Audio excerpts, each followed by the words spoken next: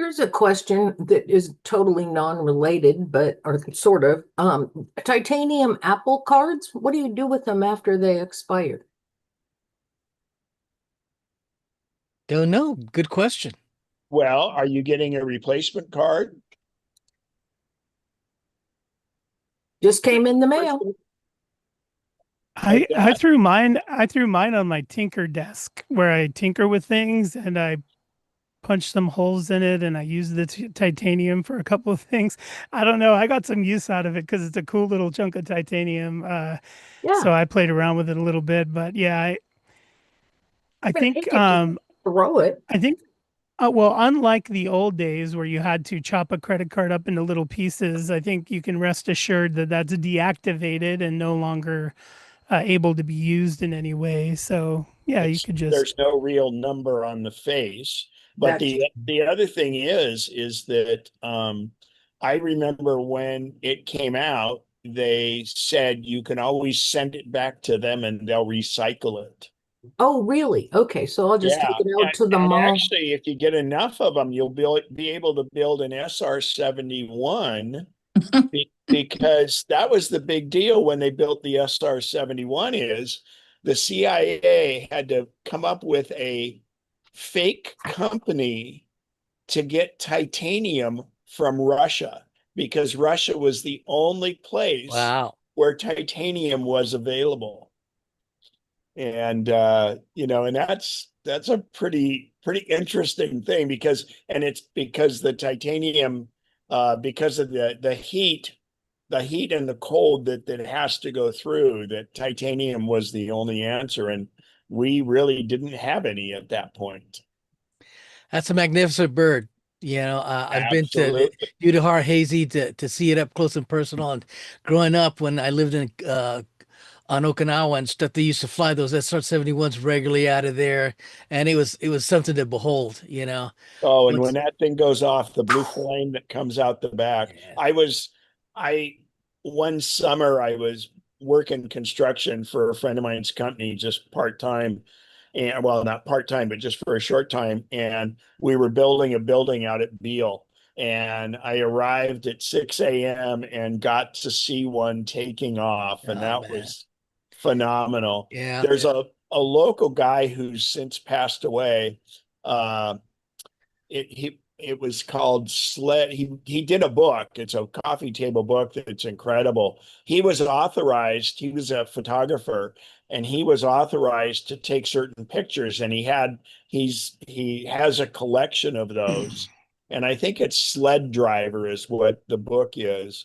And this guy was amazing. He was burnt to a crisp in Vietnam and got shot down over there, not in an SR-71 and was not supposed to survive nor walk. And he ended up being an SR-71 pilot.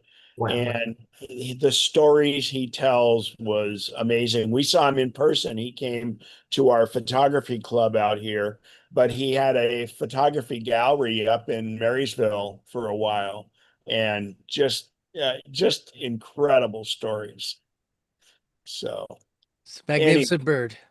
yeah, and it was originally going to be an attack plane, and it turned out that it would actually outrun the missiles it shot. So Yeah, that's considered bad form. yeah, So it became and what's so weird is you've got the U-2, which is high lift and slow flight, and the plane that replaces it is the exact different aerodynamic capabilities.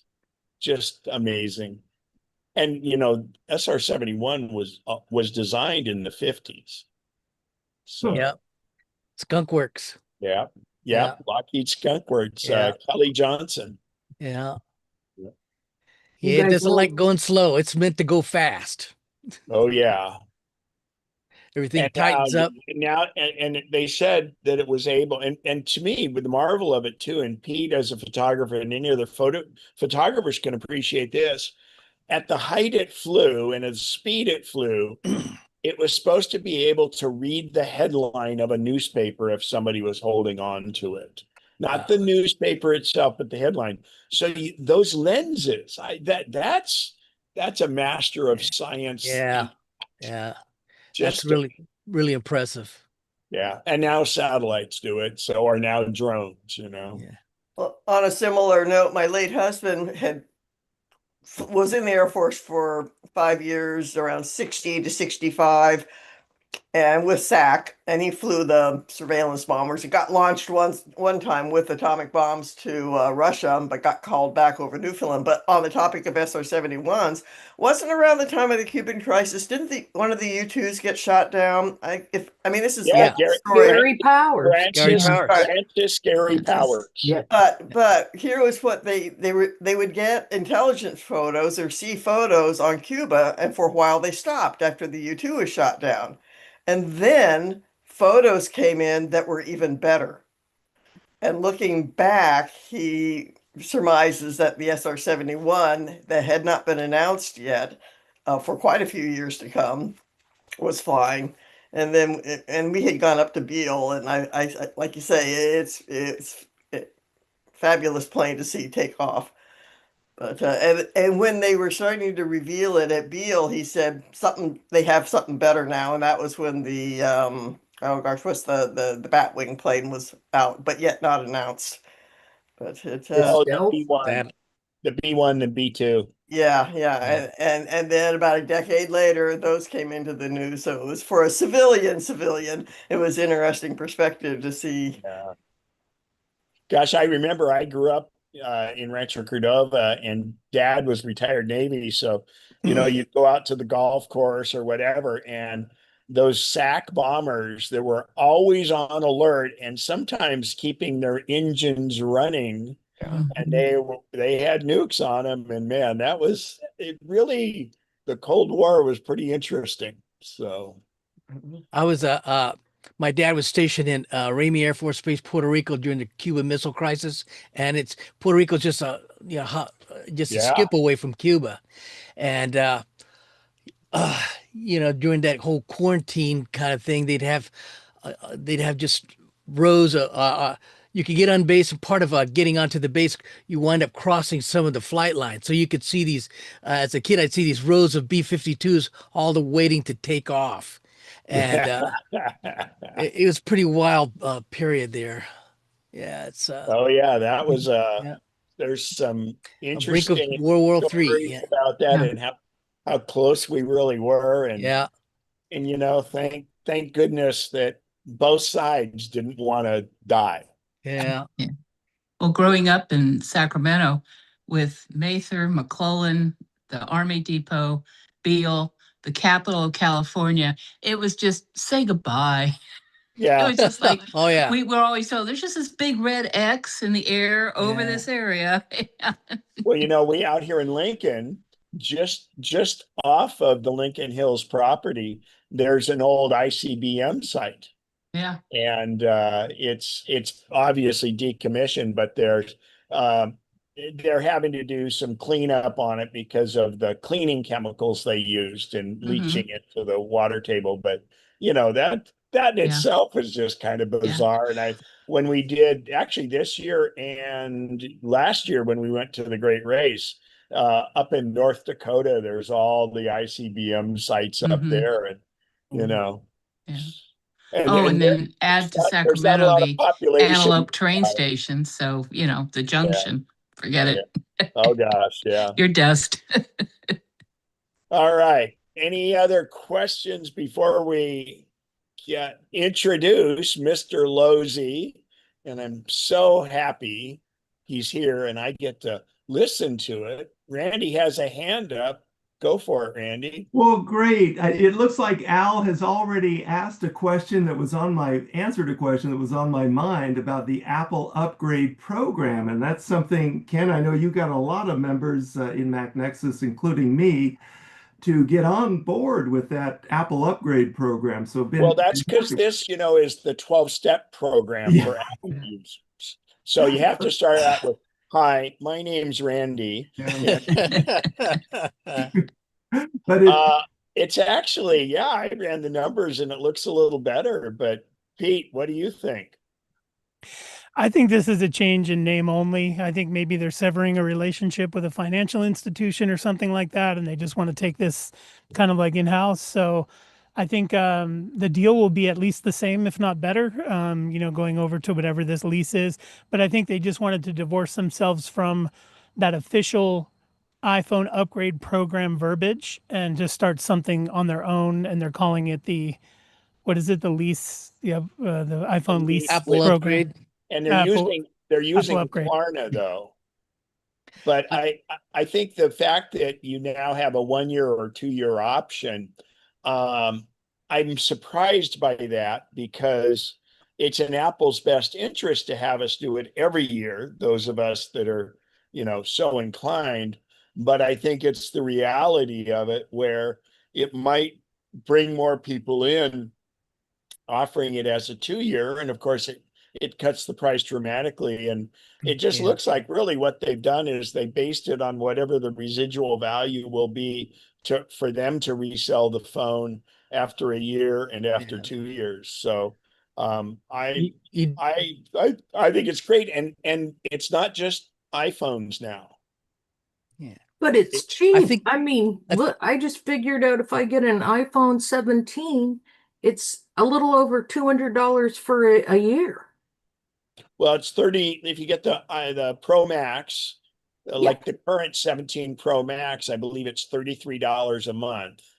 Well, 33.49. Al put that in there. I was just looking at it. Okay. But if you want just the basic, it's 18 bucks a month for Yeah, just no, I think it's great. And remember, now you can do Yeah. it with iPads and I believe Mac products. So, the stock shot down after their earnings statement, but after learning about that, I would say that the analysts, as usual, are missing, they can't see the forest for the trees in this.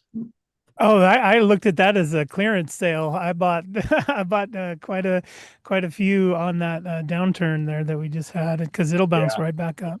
Yeah. absolutely. and you get a Not that factor we're this giving any stock advice here, anyone.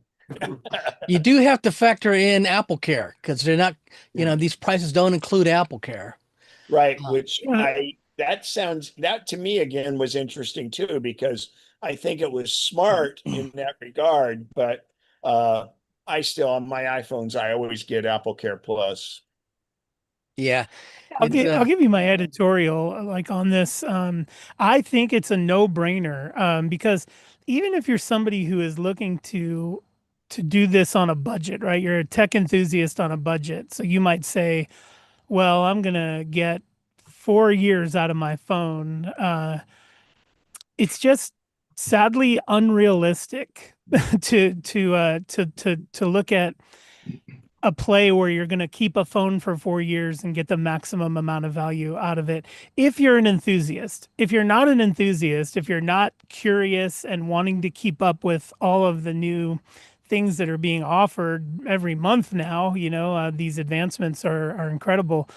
Then yeah, you can keep a phone for 4 years and do it the budget way. This gives everybody a way to stay up on the latest technology, right? I've been a member of these programs. We just went from the iPhone upgrade program to this new thing, but really just every year you hand your old unit back and they hand you the new one and you just basically continue to pay the same bill each month. I think that if you do run the numbers or you look at it over the arc, you're going to be better off with this lease program because even if you're a budget conscious person, I mean, my mom and I had this exact argument. She was saying, I'm just going to keep mine for 4 years. But after 3.5 years, it was a constant barrage of questions like, why isn't my phone able to do these things? And or what's battery going life. on? Yeah. Be a battery life or why are these new features not available to me?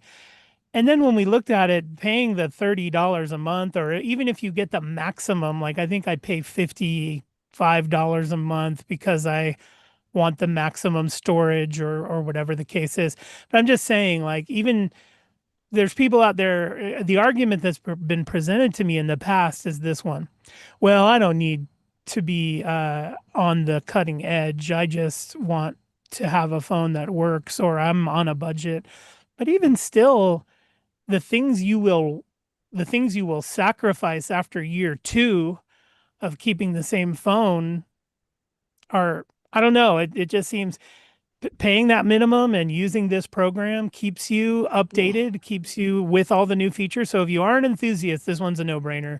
If you really skew towards budget conscious or saving money, then yeah, obviously you can get the most out of owning the phone and keeping it for 4 years. It's just not a very realistic scenario. But at 4 years, there's a diminishing return because the resale value or trade-in value of the phone is optimal at about 2 years when you crunch Yes. the numbers, and 3 years becomes marginal, and 4 years, Forget it's it. over. Nobody wants a 4-year-old phone. Well, but Yeah. it's also, and it's, most of the carriers will give trade-ins and stuff. And, don't forget, many of the carriers offer similar plans, but Apple is the way to go. And that brings up one thing. If given the choice, which everyone has the choice, buy your phone from Apple, you'll get the exact same carrier discounts that you're getting, but from Apple, the phone comes unlocked. From the carriers, it doesn't. But that actually brings up one thing that they now built into iOS 27 is to protect people from doing nefarious things. The phone can be locked remotely if instead of quote repossessing it. So that was an interesting little tidbit that came up, but it's Apple, they're not going to abuse it. And it's just what it does is it makes it so they can be much more reasonable on what they figure that resale value and stuff is when they're figuring the lease out, because they are protected on the phone. Harmon's got a hand up. Go ahead. Well, Pete said, hand it in. And for those of us who haven't been involved in this, how physically does it work going from the phone you got to the new phone or iPad or whatever? Yeah, I like to use the most simple language possible, and hand it in is definitely I'm underselling it a little bit, but the process, in my opinion, couldn't be easier. What they do is they send you the new phone, and what you do is you put that next to your old phone, and when you power up the new phone, it says, "Would you like us to migrate the data from your old phone to your new one?" They have built in some things that make it very, very easy to power up the new phone and migrate your stuff over to it. I just want to be clear about that. I want some accuracy in language here. What's really happening is not necessarily a migration, but a logging into your iCloud account. It's getting you logged in and it's downloading everything that lives in your iCloud. So getting a new phone and logging into your iCloud and having everything download from backup. And then they just send you an empty box for the old one. You put the old one in an empty box. It's pre-labeled to where you need it to go. And I just hand that to the post, the post person, or put it in the box with the flag up and they take it away. So really from the comfort of my own home, I'm getting the brand new phone on day one, the day it launches. And then I'm sending the old one back kind of at my leisure. There's no hurry. They usually give you like a 10-day period to get your phone sort of migrated over and to load up the old one and send it back. So it's a really forgiving process, in my opinion, and you get to keep both for a little while just to make sure everything's transferred over. And then once you're sure everything is on the new one, you can go into settings on the old one and say, delete and erase everything, and it'll make you log in to ensure that that's what you want to do, but then it'll completely remove you from that device before you put it in the pouch and send it back to Apple. So it's a very forgiving process for those who have been part of it. You can probably tell you if you've had a kerfluffle, that may be, but I think it's, as long as the program's been available, I've been in it and have had a very smooth process each time. And it doesn't. So that sounds very. Sorry, Ken. Just to clarify, it doesn't erase your phone. It's copying data over either from your phone or from the cloud. And so that's why I always tell people, hang on for a few days, make sure everything's there. And it doesn't matter because you're getting it from the cloud, but then you would erase it before you send it in. And if you're at all uncomfortable with this, the Apple Store is great, because when you do this upgrade process, you can decide to pick it up at the Apple Store, or you could bring the one you got in the mail with you to the Apple Store, and they will help do the migration, for lack of a better word, over to it yourself. And it's really good. And to be honest, this whole system was developed because Apple was always transferring stuff from the phones. But what they did is they got really smart with the engineers and found a way to make this happen seamlessly. And you can either do it at home, do it there. I do recommend, because your phones are going to be offline for a while, you should do it in the evening, because if you have a lot of data, it takes a long time for it to happen. And then by the next morning, everything is up and ready to go. And your new phone the service will come over and automatically transfer to your new phone. Yeah, well, Sorry, Armin, go ahead, and then we'll go with Lena. Yeah, that's when I bought my 17, that's what happened. But it wasn't automatic. I had bought the phone. I got the new phone. I got the box to send the other one. I let it go overnight, just like Ken was saying. But so the difference here is the new item is going to show up automatically because you're enrolled in the program. That right? Automatically, yes, somewhat. Not necessarily automatically. You have to opt in to the new phone each year. It doesn't. That would be nice if they just sent it on day one, without me having to do anything, because I do want to opt in each year. But you do have to go through a process. Like when the new phone is announced, it'll send you a message saying the new phone has been announced and you can upgrade if you'd like. Would you like to? And then when you click yes, it actually does a little bit of pre-work to make it easier to ensure you're signaling your desire to have the new phone on day one, right? Apple will say, oh, okay, you are interested. Which phone do you want? Which color, which size? And then what they'll do is sort of lock you in, almost like, okay, your pre-order is locked in. When it releases in 5 days from now, you'll get one. And so there is a process where you have to opt back in each year just to make sure you're picking which color and size and capacity that you want. But once you do that, then yes, the rest is just like you described. You get it, you turn it on, put it next to your old one, go through a menu-driven process of activating the old and deactivating the new. Let the things download from the cloud. If you have very fast internet, it could take as little as 1 hour. If you have slower internet, it could take as long as 8 hours. But all it's doing is grabbing your suitcase from the cloud and unpacking it into your local device. And then once that's done, you, like Ken said, wait a day or two to make sure you're fully satisfied that everything is indeed where you want it. All right, all your photos are in there, all your contacts are in there. And then you nuke the old one by going into settings and say delete all contents and settings, and then you send the old one back. So it's a very comfortable process. It's easy, straightforward, and they give you plenty of grace, right? It's not like you have to have the phone back the next day. I think it's something like 10 business days, which is 2 weeks of keeping the phone. And I've even been late. I forgot to send it back and it's sat, and I get a warning email saying it's got to be sent back. I let that time pass, and then I dropped it in the mailbox, and they gave me about a 10-day grace period. So yeah, I think it's a very worthwhile process in my opinion, and I've What's used the it 10 times. insurance? There's insurance on, well, wait a minute. I've heard that on this new leasing program, insurance is not included. Is it Apple Care, not included? insurance. Apple Care. Apple Care Plus. Well, I was gonna. It used to be required on the old upgrade program. It's no longer and it was you paid for it at value in the old system, but you had to have it. And on the new one, it's optional.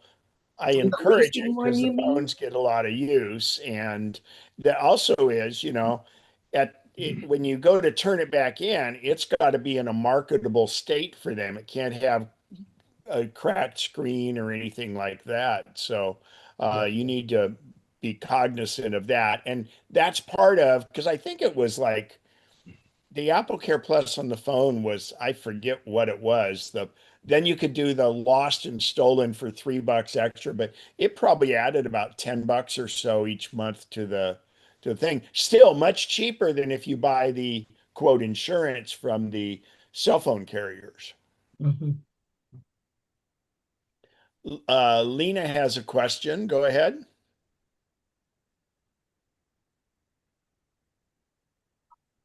Unmute yourself.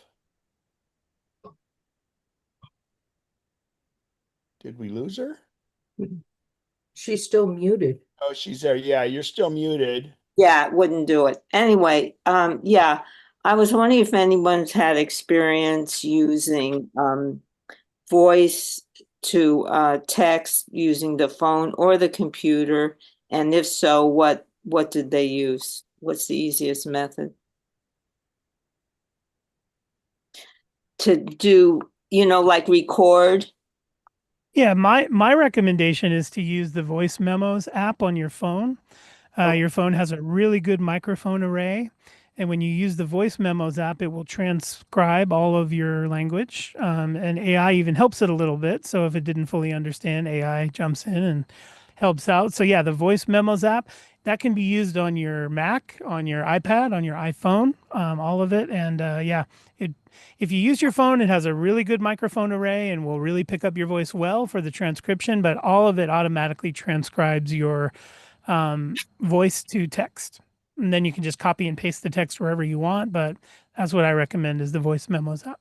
Wow, so I don't have to put any new apps, nothing. Just do it. No. Thank And you. I'll always try to push you back to an Apple created property, and voice memos was created by Apple, and it is Wow. seamlessly integrated into the operating system. Amazing app. I was just using it the other day. I am astonished at how accurately it transcribes my voice. So, yep. Where that does it stuff's there. go once it transcribes? Once you've talked into it, how do you find it or utilize it?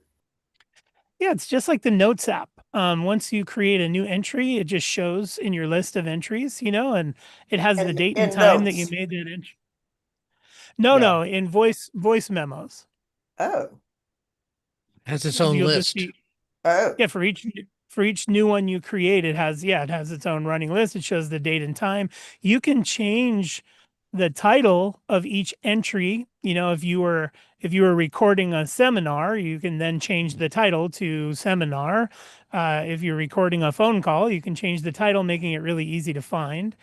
And here's another great thing is the new Siri has context awareness. So if you're taking voice memos, you can actually ask Siri to look inside your voice memos and find the voice memo with the word giraffe in it and bring you that voice memo because it has context awareness now. Really powerful stuff they're building in. But yes, voice memos is an astonishingly good program. And like I said, if you use the modern iPhone, you've got a great microphone array that's really going to pick up your voice very well. But there's no reason why you can't use your Mac or your iPad to do the same thing. They have good mics too. And if your phone is a 15 Pro or any 16s or 17s, when iOS 27 comes out, it will be further enhanced and tie in more with Siri. Whoa, thank you so much. Wow.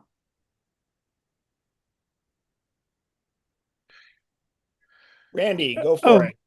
Yes. Pete? No. I think I know what you're going to say, Randy. I think I know the topic you're going to bring up. But no, go ahead. Right. Well, it's about photos and how to find photos. This was a 8 gigabyte, my first iPhone, and this is the one I have today. A little difference in size, but I've got 56,317 items, not necessarily photos, but I'm really struggling here. I can't even say I'm doing this for a friend. It's for me. I give up. I can't find photos. I get embarrassed when I'm with the guys, like at the museum, and I want to show them, some pictures of the big boy. So, there's different ways to search in photos. Recently added sort by date, filter, view options. But I have labeled so many of my photos with a caption, and the caption is like the big boy train, big boy car, the big boy, big boy.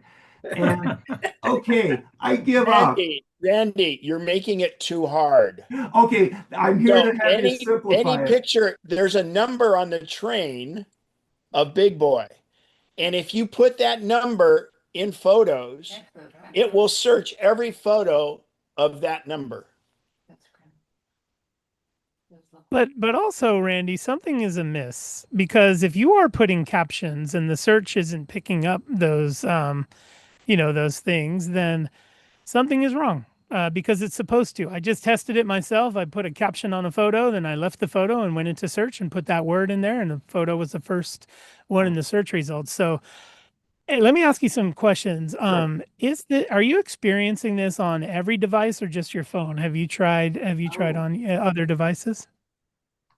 Mostly the phone when I'm out in public with When he's under people. pressure. Yeah, and Yeah, then I fail. That's yes.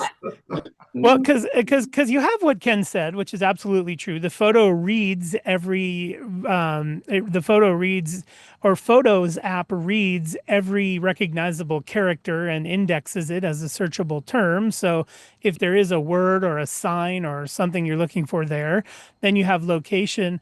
But it should also, like if you put in the word fish, it will know what looks like a fish, and sometimes it gets it wrong and puts a cupcake, in the grouping when you search fish, but it mostly does that really well, especially nowadays. If those things aren't functioning for you, I would expect that there's some deeper issue going on with your Photos app or your iPhone. Somewhere along the line, you may have accidentally said, "Do not index my photos." As a matter of security, no, you may not have permission or something like that, because that's possible. I would have to troubleshoot a little bit with you to try to get to the bottom of that.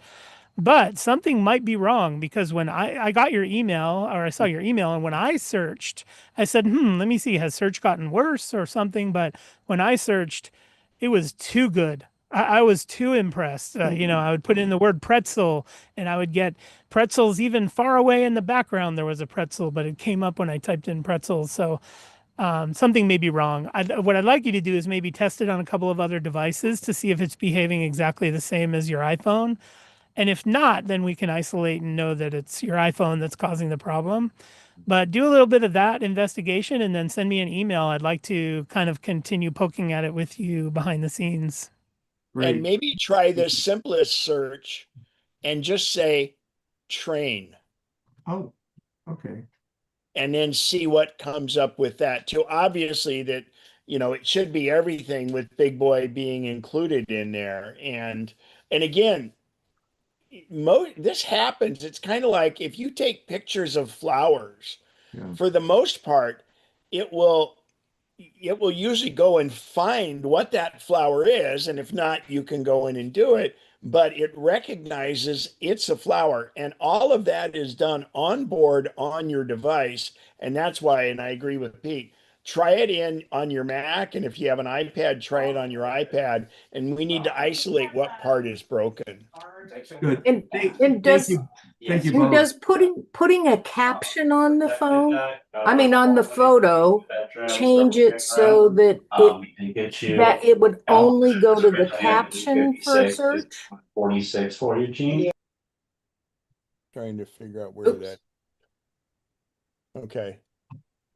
Who did I just mute you, Mary? No. No. If you put if Randy puts a caption on the phone and like they're the big boy and he does a search in the cat and he doesn't no, will it override the regular search for the photos? If some of them he searches for a big boy, does it only go to the ones with the caption? I mean, So let's take a for instance. when you do a search and you would put in the word, well, let's just say the number. Like when I search for the car from the Great Race, our car number is 29. So if I put 29 in, it will go find the car. But when you get your search window, it'll show you a little icon of what looks like writing and text, and that means, oh, only go find me what is text in the photo with 29, or I know what I do is I do cars and 29 and things like that, because you may just want to be searching text. For instance, if you're looking for your passport number, if you've taken a picture of or something like that, you can select text in the little box. And if not, you just have it search everything and it lumps them all together. So, and I'll tell you, it has improved so dramatically. And and I have hundreds of thousands of photos that I need to call through, but I'm waiting for AI to have a program where it can differentiate the 12 shots I took of the same thing, because if one is good, 12 must be better, you know. Good. And thanks for the suggestion. I did put train in, and train gave me 350. So I'm good.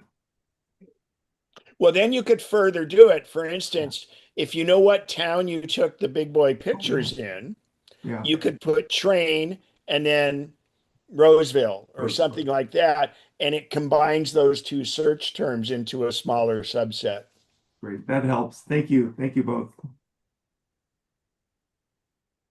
Any other questions before we get on with Pete's? And I'm sure he'll be going through some of this, and I'm looking forward to it. So anybody else? And Link Master Al is on the job here, and he's been posting links like crazy. And welcome, Pete Lozzi. And your studio is looking pretty spiffy there. I really like it. And is that a little terrarium you have in the geodesic cube there? Yes, R2D2 is joining me from the terrarium. My daughter made Awesome. that for me. So yeah, he's got to join me there. Perfect. Yes, thank you. There's one more topic I want to touch on before I dive into the creative bundle, and that is somebody, one of the members forwarded me an email with a headline about Mac users are doomed because viruses are now consuming everybody's Mac. I love these articles. It's like any religious war seems to get these clickbait articles, whether it's politics or Mac versus PC or plumbers are fighting about shark bite versus sweating copper. Any of Oh these gosh. religious wars, right? They like a headline that really dunks on the other side. You know, that's Clickbait. yeah. They really like this clickbait, and so whenever the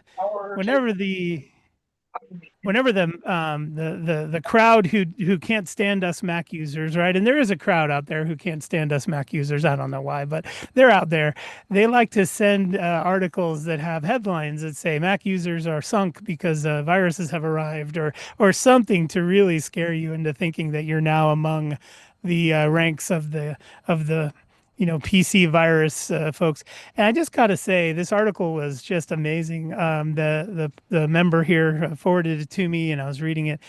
And the headline was something very dramatic, like Mac users are now doomed and infected with viruses, or something like this.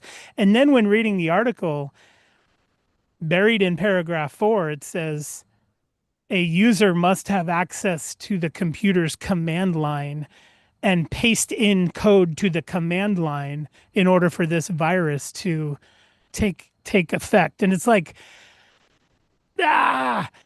anybody with access to any device's command line can make it do whatever they want. It's remarkable to me that the article would lead you to believe that somehow people now have access to the command line of the very device you're using and can infect it with rogue code without without you even knowing. It's an absurdity.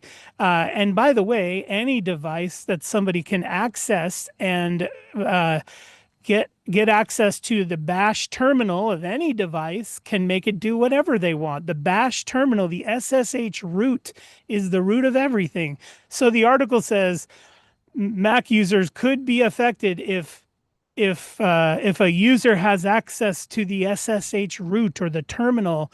And to me, it's just such a nothing burger because, duh, it's kind of like saying owner hands keys of car to somebody and car got stolen. You could get your car stolen too.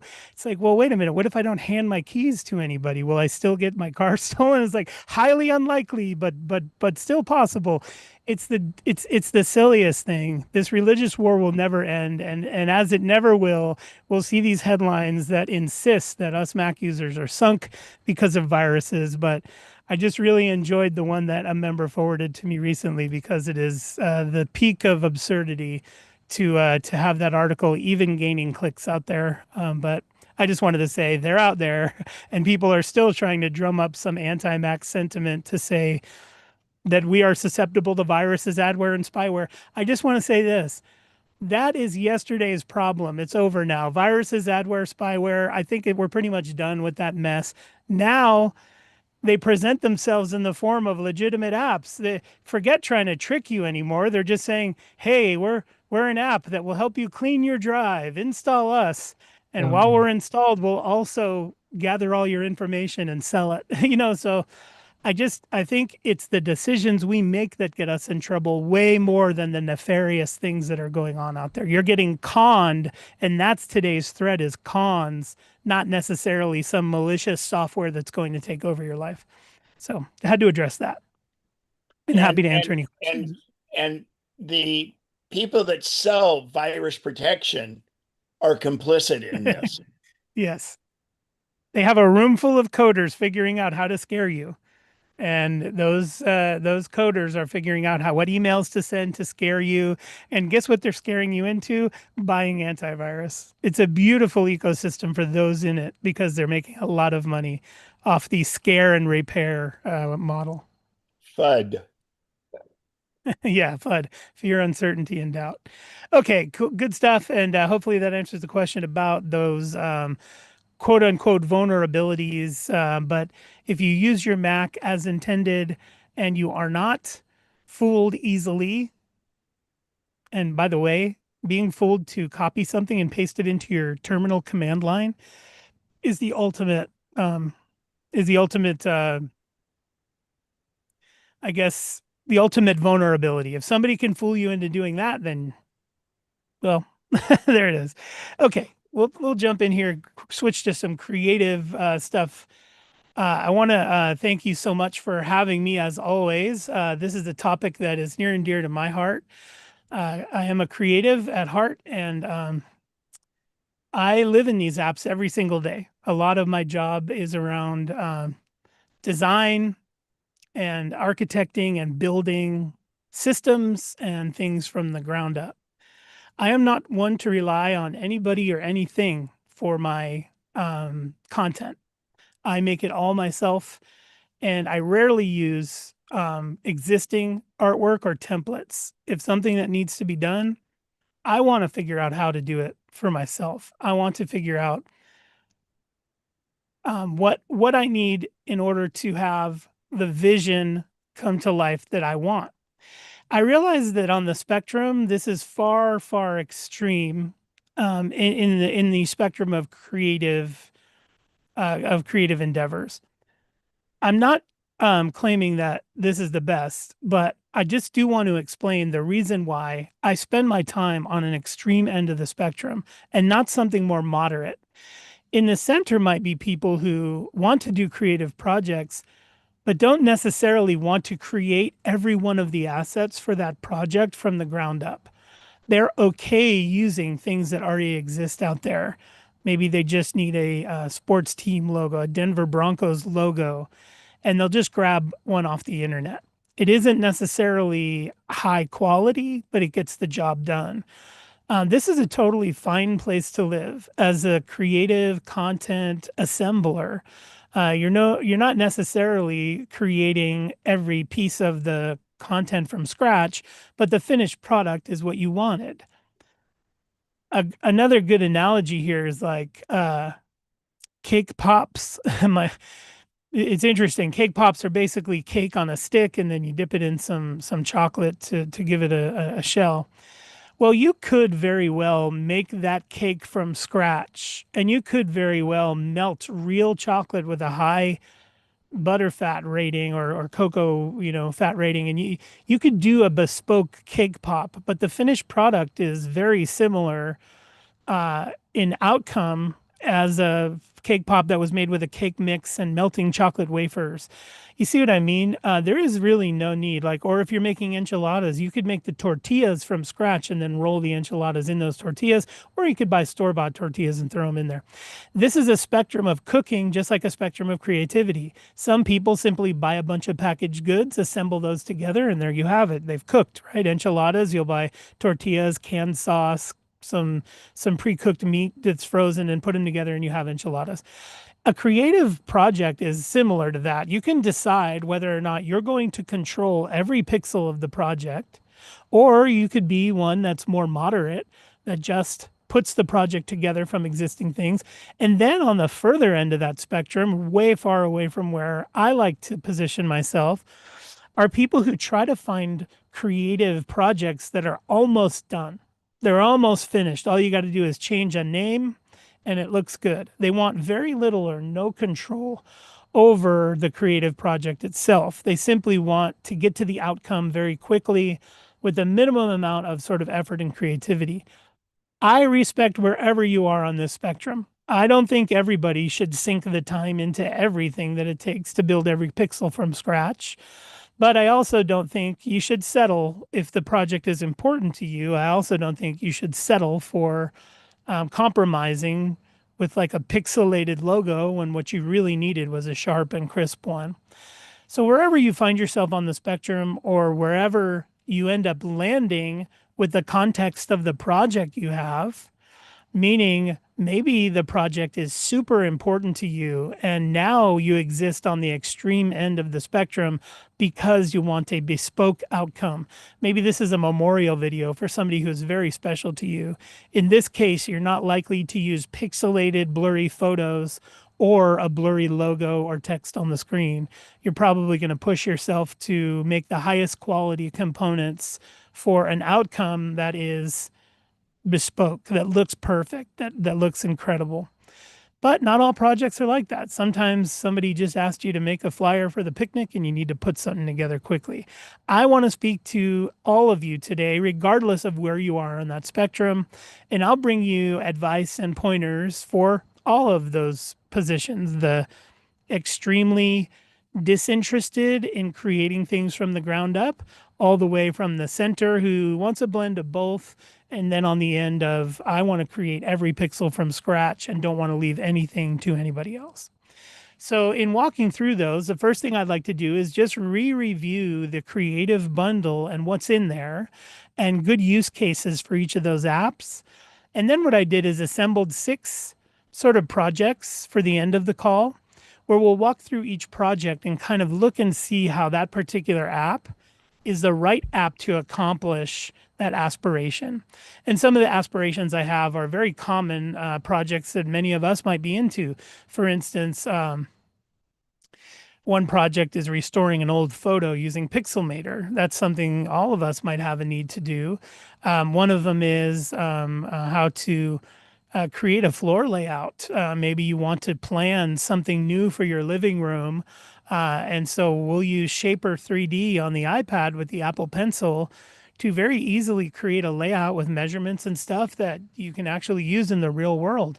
I've done this many times, and even building this studio, I use Shaper 3D to figure out what the ground dimensions are going to be and how to build up from there. So I was easily able to create the diagrams that I needed to the exact dimension using a tool like Shaper 3D. Then we'll even extrude some of our flat, our flat creation. We'll extrude it to make a 3D model. 3D models are useful for 3D printing or other applications too.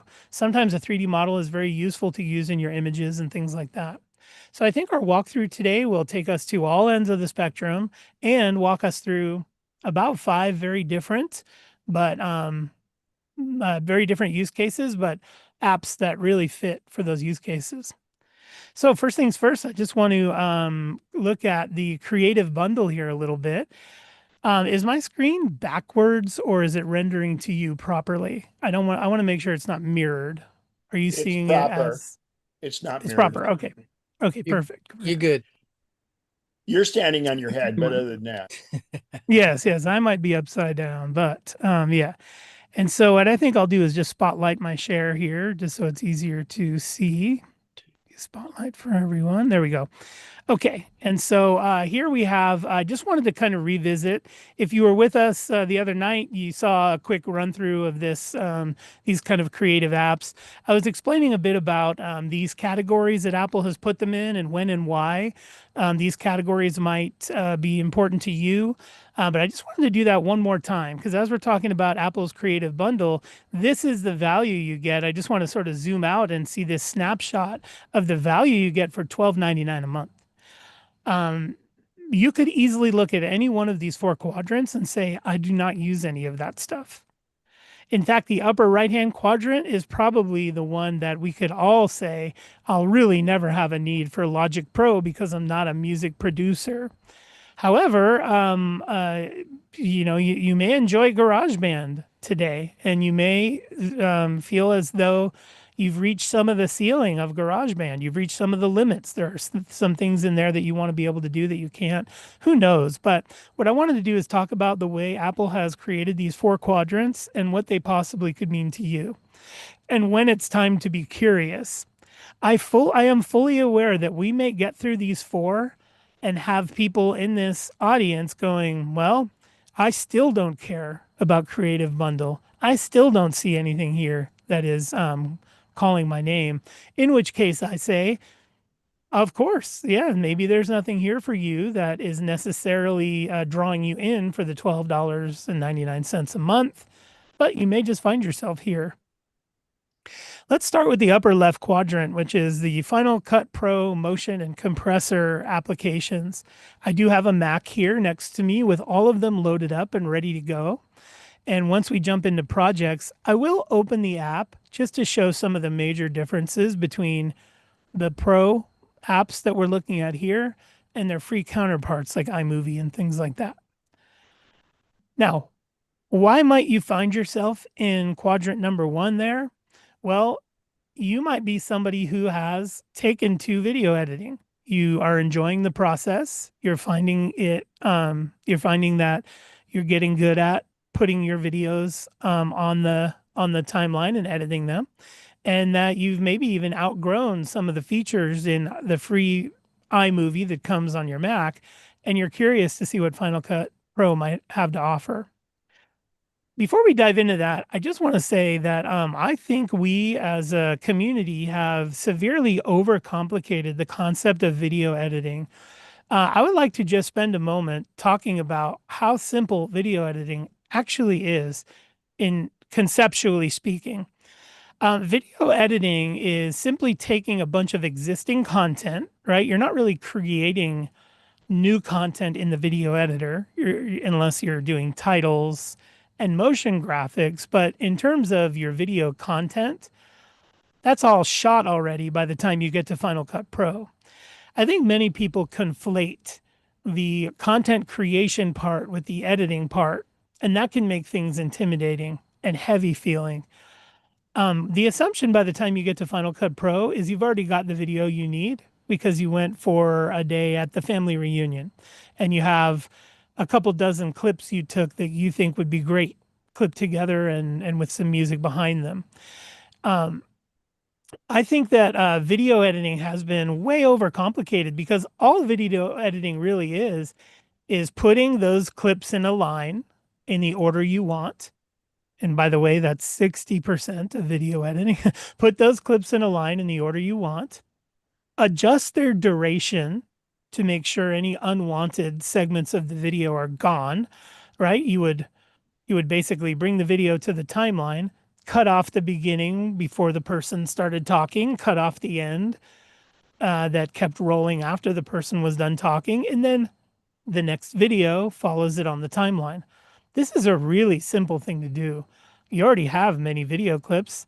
Imagine just lining them up in a line and trimming their duration to cut out anything that isn't desired. This is easy, but we tend to overcomplicate it. iMovie does that very nicely. You're able to import your content, whether it's a still photo or a video, line it up on that timeline in the order you want it, shrink or expand the clips to make sure you cut out the unwanted stuff, maybe throw a soundtrack underneath, and then export it. It's quite simple, but we tend to overcomplicate that. So if you were somebody who has taken to video editing, you're enjoying it, you're able to populate your timeline, set the duration of the clips that you want, make some audio adjustments, and you're finding that you would like to explore more, then Final Cut Pro is an amazing graduation from iMovie to Final Cut. However, it's a little like being in Adobe Photoshop for your first time. There's a lot of depth, and that depth can be intimidating, right? There are tools in there that industry professionals use on a daily basis to color correct or audio analyze their clips, something that you may never have a need for. So, number one, if you're somebody who has a need to edit video frequently and you've become somewhat of an enthusiast in doing that, you enjoy the process, you're finding that you're running into some limitations in the way you want to color correct or the way you want to put titles on screen or whatever, and you're going to take your comfort level with iMovie and parlay that into an introduction to Final Cut Pro, I think you're the perfect person for that. If you decide to jump into Final Cut Pro, I would just caution you not to overcomplicate things. Remember your mission, putting your content in the editor in a straight line, getting the durations right, getting the audio right. That's your mission. That'll be easy in Final Cut Pro because the controls are so similar to iMovie. It's the other things that start crowding the interface and calling your name, fancy transitions and titles and motion graphics and those sort of things. That's where the learning curve will come in for you. That's all the new stuff, right? Final Cut Pro, putting stuff on an editor and changing the duration, that's going to come easy to you. But it's the advanced features like motion graphics, title generators, and things like that that are a whole world of depth. So if you feel like you're ready to graduate from iMovie, I highly recommend this bundle of Final Cut Pro. Motion and Compressor are the two next to it, which I'll get into here right now. So if you've decided that you are interested in graduating from iMovie to Final Cut Pro, and you feel like the $12.99 a month is worth it to you, here's what you can expect. I do see that hand though, Ken, pop up. Do you want to jump in here? Yeah, question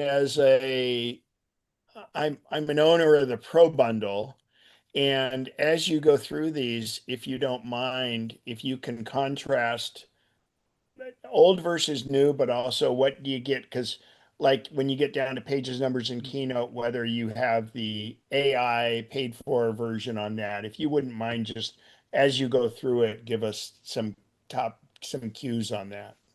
I appreciate Sure. it. Yeah. What Ken's bringing up is pretty pertinent here, in that this set of apps that we're talking about here is a version of these apps, right? It is the Creative Bundle or the Creator Studio version. I keep wanting to say bundle for some reason, but it is a Creator Studio version of these apps. And you can only get the Creator Studio version of these apps by subscribing to the Creative Studio for Creator Studio for $12.99 a month.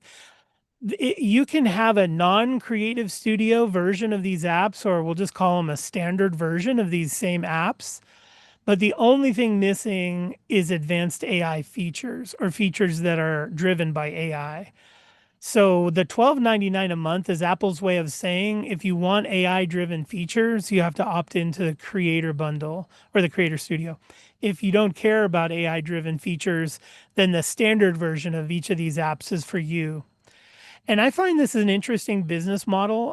There are quite a few companies that are going this way where they're telling you, it's sort of a freemium model. We're going to give you our platform for free, but the minute you wander into the AI generated stuff, which by the way is the most convenient thing, right? If you're really stuck on something and you're trying to accomplish something and you see a little thing that says AI can generate this image just how you want it. Sign up now, right? I mean, all these companies are basically saying platform is free. As soon as you want the useful stuff, though, you got to sign up for that. And that's Apple's version of what they've done here is they've said, these apps already exist and they're free for most of you, or you may have purchased them in the past. But if you want the AI versions of these apps, you're going to have to opt into the Creator Studio for $12.99 a month. That's kind of the easy way to ascertain, what they sort of what the differences are between the legacy versions and these. So Final Cut Pro really is sort of an unlimited blue sky for those who are on an ascent when it comes to video editing. If you're on the rise and you feel like you are feeling enthusiastic and want to keep growing and expanding your skills, Final Cut Pro is a great graduation from there. But I don't think that's going to be for all of you. I've seen many, many iMovie projects that are on par with what gets done in Final Cut Pro. Why? Because the person who's using iMovie has, in a way, mastered the app's capabilities. I just want to make a brief argument here that if you came to me and told me I'm ready to graduate from iMovie to Final Cut Pro, I might challenge you and say, are you sure? Because there are ways to manipulate iMovie and get the most out of it without having to graduate to a platform that requires a learning curve overhead. Learning curve overheads are what holds us back from a lot of things. I bet you wish you could 3D model things on the fly. Well, learning curve overhead keeps you from doing it because it takes so much to learn what 3D modeling is all about. So I think that if you are fearless about learning curve overhead, then jump into Final Cut Pro. But the value of familiarity over even what might be superior is huge. So I would probably encourage you to stay in iMovie and figure out how to do what you want to do in iMovie instead of taking the leap to Final Cut Pro, where this huge overhead learning curve now appears and you've got to figure out how to do the things you want to do differently now. So I just wanted to get that out there that it isn't always a good idea to go to the next level of program because the cost is high in terms of learning where all the stuff is now. And if you can accomplish that with the one that you're used to, then maybe there's a lot of good value in that. Okay, then I want to hop over to the next quadrant. We're not going to spend much time in this one, but in this quadrant where it says Logic Pro and Main Stage, those are tools for those who want industry level audio mastering capability. GarageBand is the free app on all of your devices that gives you the gateway to all these tools.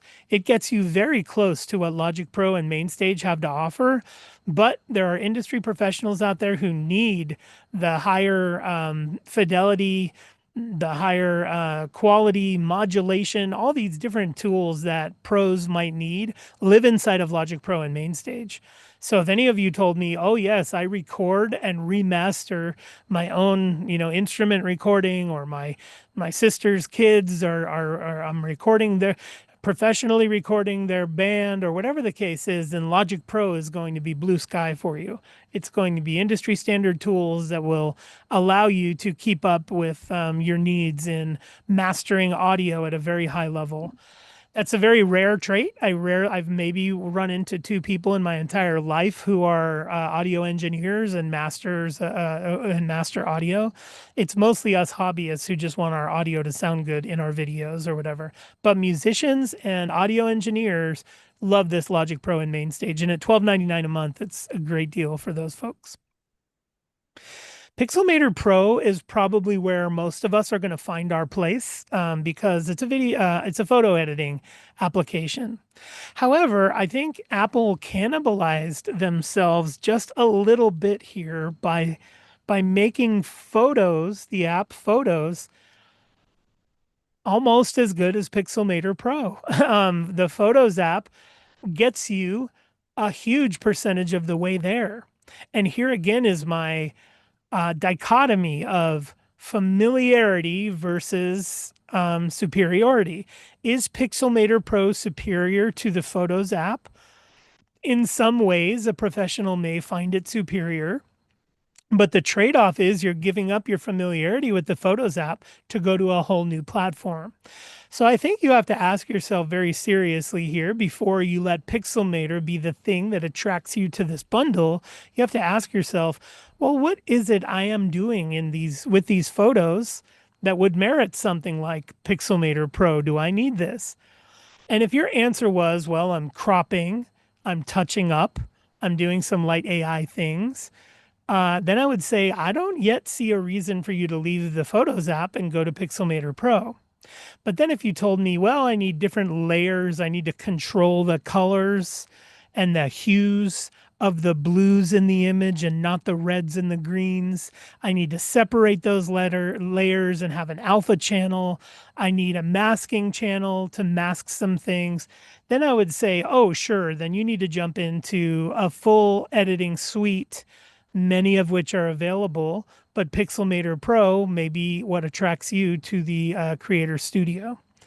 There are plenty of alternatives to Pixelmator Pro. However, this one is written by Apple and is going to be the most native to all your devices, whether it's your iPad or your Mac.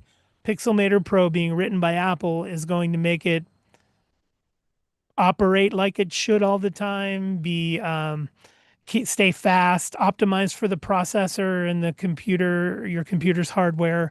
So there are some advantages there, but I think the entry point is you answering the question to yourself of what do I need in Pixelmator Pro that currently Photos doesn't give me? I'm also going to show you some of the preview features in iOS 27 because I've downloaded it on my devices. I'm going to show you some of the preview features in Photos that now make it on par with Pixelmator Pro, right? The new update in iOS 27 for the Photos app really boosts your capabilities to be right on the heels of Pixelmator Pro. Where Pixelmator Pro pulls ahead is multi-layering and then channel editing on separate channels and masking and things that require layers. Photos is not the app for that. So I just wanted to put that out there that while I do recommend Pixelmator Pro for some deeply advanced editing features, I don't think there's much of a reason to jump over there because the Photos app is doing just about everything you'll probably need. And then the last quadrant, this is where most of us will find our utility, and that is Keynote, Numbers, Pages, and Freeform. The four apps that used to be known as iWork, the iWork bundle. They added Freeform as a fourth, but it used to be Pages, Keynote, and Numbers in there. Now you can still have Pages, Keynote, Numbers, and Freeform in their legacy version that have no AI or less AI capabilities. So these apps are not exclusive to the Creator Studio bundle, but the AI capabilities within those apps is only unlocked as you are part of the Apple Creator Studio bundle. It's a little bit confusing because people have said to me, well, I already have Keynote. Do I need the Apple Studio, a Creator Studio? And the answer is, well, if you want an enhanced version of Keynote with advanced AI features, then you would pay the $12.99 a month. If you're perfectly happy with the version of Keynote you have, and you don't know what you don't know because you haven't used the AI features, so you're not missing them, then you have no reason to opt into the bundle. That was the overview, and I just kind of want to stop there for a moment and just answer any questions about why you might jump in to the bundle, where you would jump in. And if you have any questions about what I just went over, then I'd like to just jump here into the Mac and go through some demos and things I wrote a whole walkthrough of all different things to do in these apps today. So very happy to jump in there and walk through some of these things with you. So let me just check in, see if there's any hands. Oh, yes, Ken, I see that hand. Hi, Pete. A couple questions on Pixelmator Pro. If you buy the standalone version, it's useful, but it's when you do the Creator Studio for $12.99, then you get the AI functions. Is that correct? And yes, how beneficial do you think that is, especially with Photos coming out now and getting enhanced in iOS 27? Yeah, in my findings, good question, Ken. And that is, well, fine. If you're telling me that Pixelmator Pro exists in two places, one is free and the other is $12.99 a month, what's the big advantage? I think in my studies, it's all come down to the advantage that Pixelmator Pro has is super resolution. If I had to name the one feature that really sets it apart from the Photos app, Photos will take any size or resolution photo and handle it just fine. Whether you have a low resolution photo or a super high resolution photo, photos will handle it. What photos cannot do is enhance the resolution of a photo. What this means is you have an old photo, it is pixelated, blurry from the camera that took it in the 1900s, right? A camera from the 1900s took this photo. It was low resolution. Over the years. It got scanned, and it's just very low resolution. It's small, and when you enlarge it, it becomes pixelated. Well, if you run that through super resolution in Pixelmator, it will use AI to regenerate a lot of the lost data. Now it's making some stuff up. It's not finding the actual pixels and bringing them back. It's saying, okay, these pixels are fuzzy. I'm going to look at the surrounding area, and what would this photo look like if these pixels weren't fuzzy?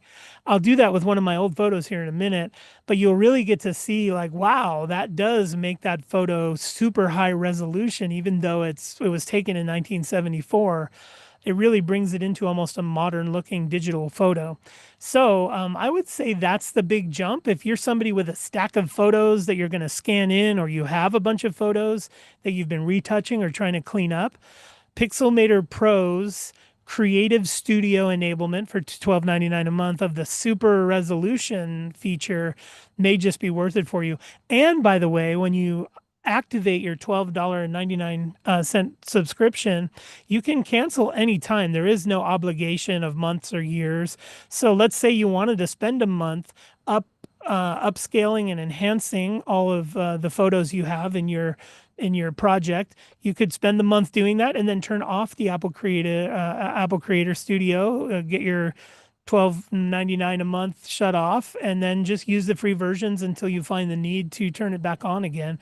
Apple has stated implicitly that they allow and embrace this. No minimum amount of time you have to be in there to switch it on and off when you want. Yes. Oh, so it won't, your photos won't revert when you No, right. Yes, you can use it and you can output whatever you'd like. And yeah, right, unlike a music subscription, when you stop paying, you don't lose access right. to those things. Yeah. So would on higher resolution photos that need some help, does it work like Topaz then? Is that something similar? I think, yeah, I mean, engines are being built, right? Engines are being built, and these engines, they're like browser technology, right? The Chrome browser is the basis for a lot of other browsers. Like Firefox is built on Chrome because Chrome is an engine that is licensed out. So engines are being built in AI, and these engines' job is to make up pixels where they cannot be ascertained in a photo. So if you have a blurry photo, this engine will go in and the engine will decide what that picture would have looked like if it was super high resolution, even where those pixels don't exist. Now, these engines are being licensed by software companies, right? Apple maybe didn't create, right? Apple's using Google's foundational engine for looking at the image and figuring out how to fix it using AI. So yeah, Topaz or others like that are engines that are being licensed for image correction and enhancement, and they continue to grow as we train them and as use, more use goes in there. Kind of like, remember those CAPTCHAs where we were defining text for these machines for a long time, things like that. Which was incredible. Yeah, I'd like to see a documentary on something like that. I mean, what we accomplished there it's just interesting. And people didn't even know they were helping, right? People didn't even realize what they were doing.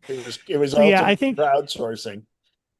So I think, yeah, these models, these engines keep getting trained and better, and then these engines are getting licensed out to these software companies to use for features like this.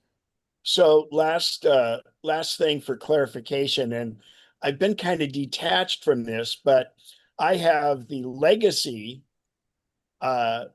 pages, numbers, in Keynote, and it prompts me to update, but I've been reluctant because I thought that I would have to then pay the subscription. So, and I've had a few people ask me that, and unfortunately I couldn't answer it for them because I was unsure. And if you could clarify that, hopefully it helps more than me, but it'll really help me. Yeah, it is confusing. I was a bit surprised that Apple went this route, but there are now just basically two versions of the app. One is the Creator Studio version, and one is the Legacy version. Like for Final Cut Pro, for instance, I paid $299 for that application back in the day. But now it is only $12.99 a month. Well, both versions exist on my Mac. I can launch the legacy version, which is an updated, existing, fully viable version, but I can also launch the Creator Studio version, and that's got the AI magnetic lasso and some other features that won't be in the legacy version. So yeah, update your apps and keep them updated for sure. And then when and only when you opt into the Creator Studio does it allow you to download the creative versions. And then when you opt out of the Creative Studio, you will just simply revert back to the previous legacy version.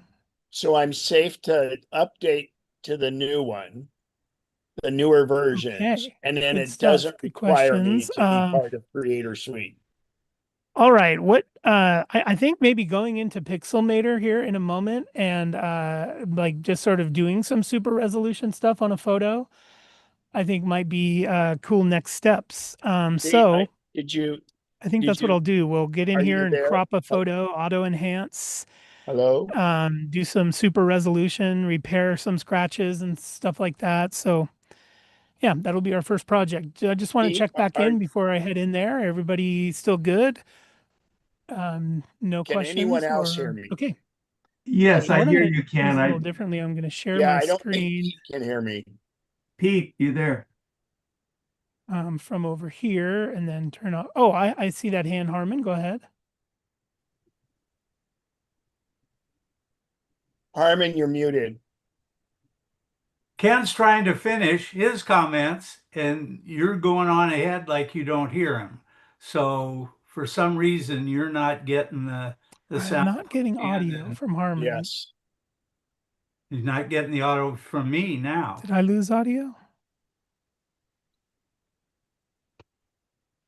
Well, Ken, while Pete's fixing his sound, um, when you go in and repair, do you mark that so that you know that's a repaired, no longer historical document? So while Pete's trying to figure that out, Harmon, anytime, so Photos is your catalog of, the Photos app is your catalog of photos. And if you use Pixelmator Pro or you use Affinity or any of those from within the app, you can always go back in and revert to original. That's one of the criteria for all of the Apple, what they call them, extensions. And that's pretty important. Yeah, Does well, that, I go back all the time because a lot of times you need to change something to demonstrate X, and oh then yeah, or you you can't might do go down a anymore, and then pathway you of just editing a whole bunch of things, and then you go, wow, I liked it 10 minutes ago. So yeah, you press you revert can and you obviously do as you can do multiple undos, but you can also always revert to original if you're editing within it. If you're using the standalone program, I'm not sure on that with Pixelmator Pro, but on some of the others, that's the deal. Okay, well, what I'm kind of coming from is I have a friend who's I mean, he's a huge collector of historical photographs, and he can scan those and in the programs correct, we'll say, all of the those physical issues that photos from Right. 150 years ago might have. But he's very concerned about then that new image that's beautiful be separated from So a so what you can historical do, document. yeah, so the way to accomplish that is within the Photos app, what you would do is you can hit Command D or duplicate that photo and then only work on the copy. Pete, do we have you back? He still may not be hearing us. Yeah, I hope so. I do got you now. Yep. I Okay. think I kicked my cord and unplugged it down here under the desk. Well, so Harmon and Go to your redesign. Yeah, I Yeah. definitely need a cord management under the desk. Yeah. So going back a step, Pete, it was my question about the legacy numbers, pages, and Keynote. And if I update to the new program, that's fine. There's no requirement that I have to be part of Creator Suite, correct? That's right. Yeah, update your apps and you can use the very latest versions of them. And it is only when you opt into the Creator Studio that you would download the new version of the apps that does the more fancy AI stuff. I know what I'm doing this weekend then. Aha, yes. Cool. Thanks.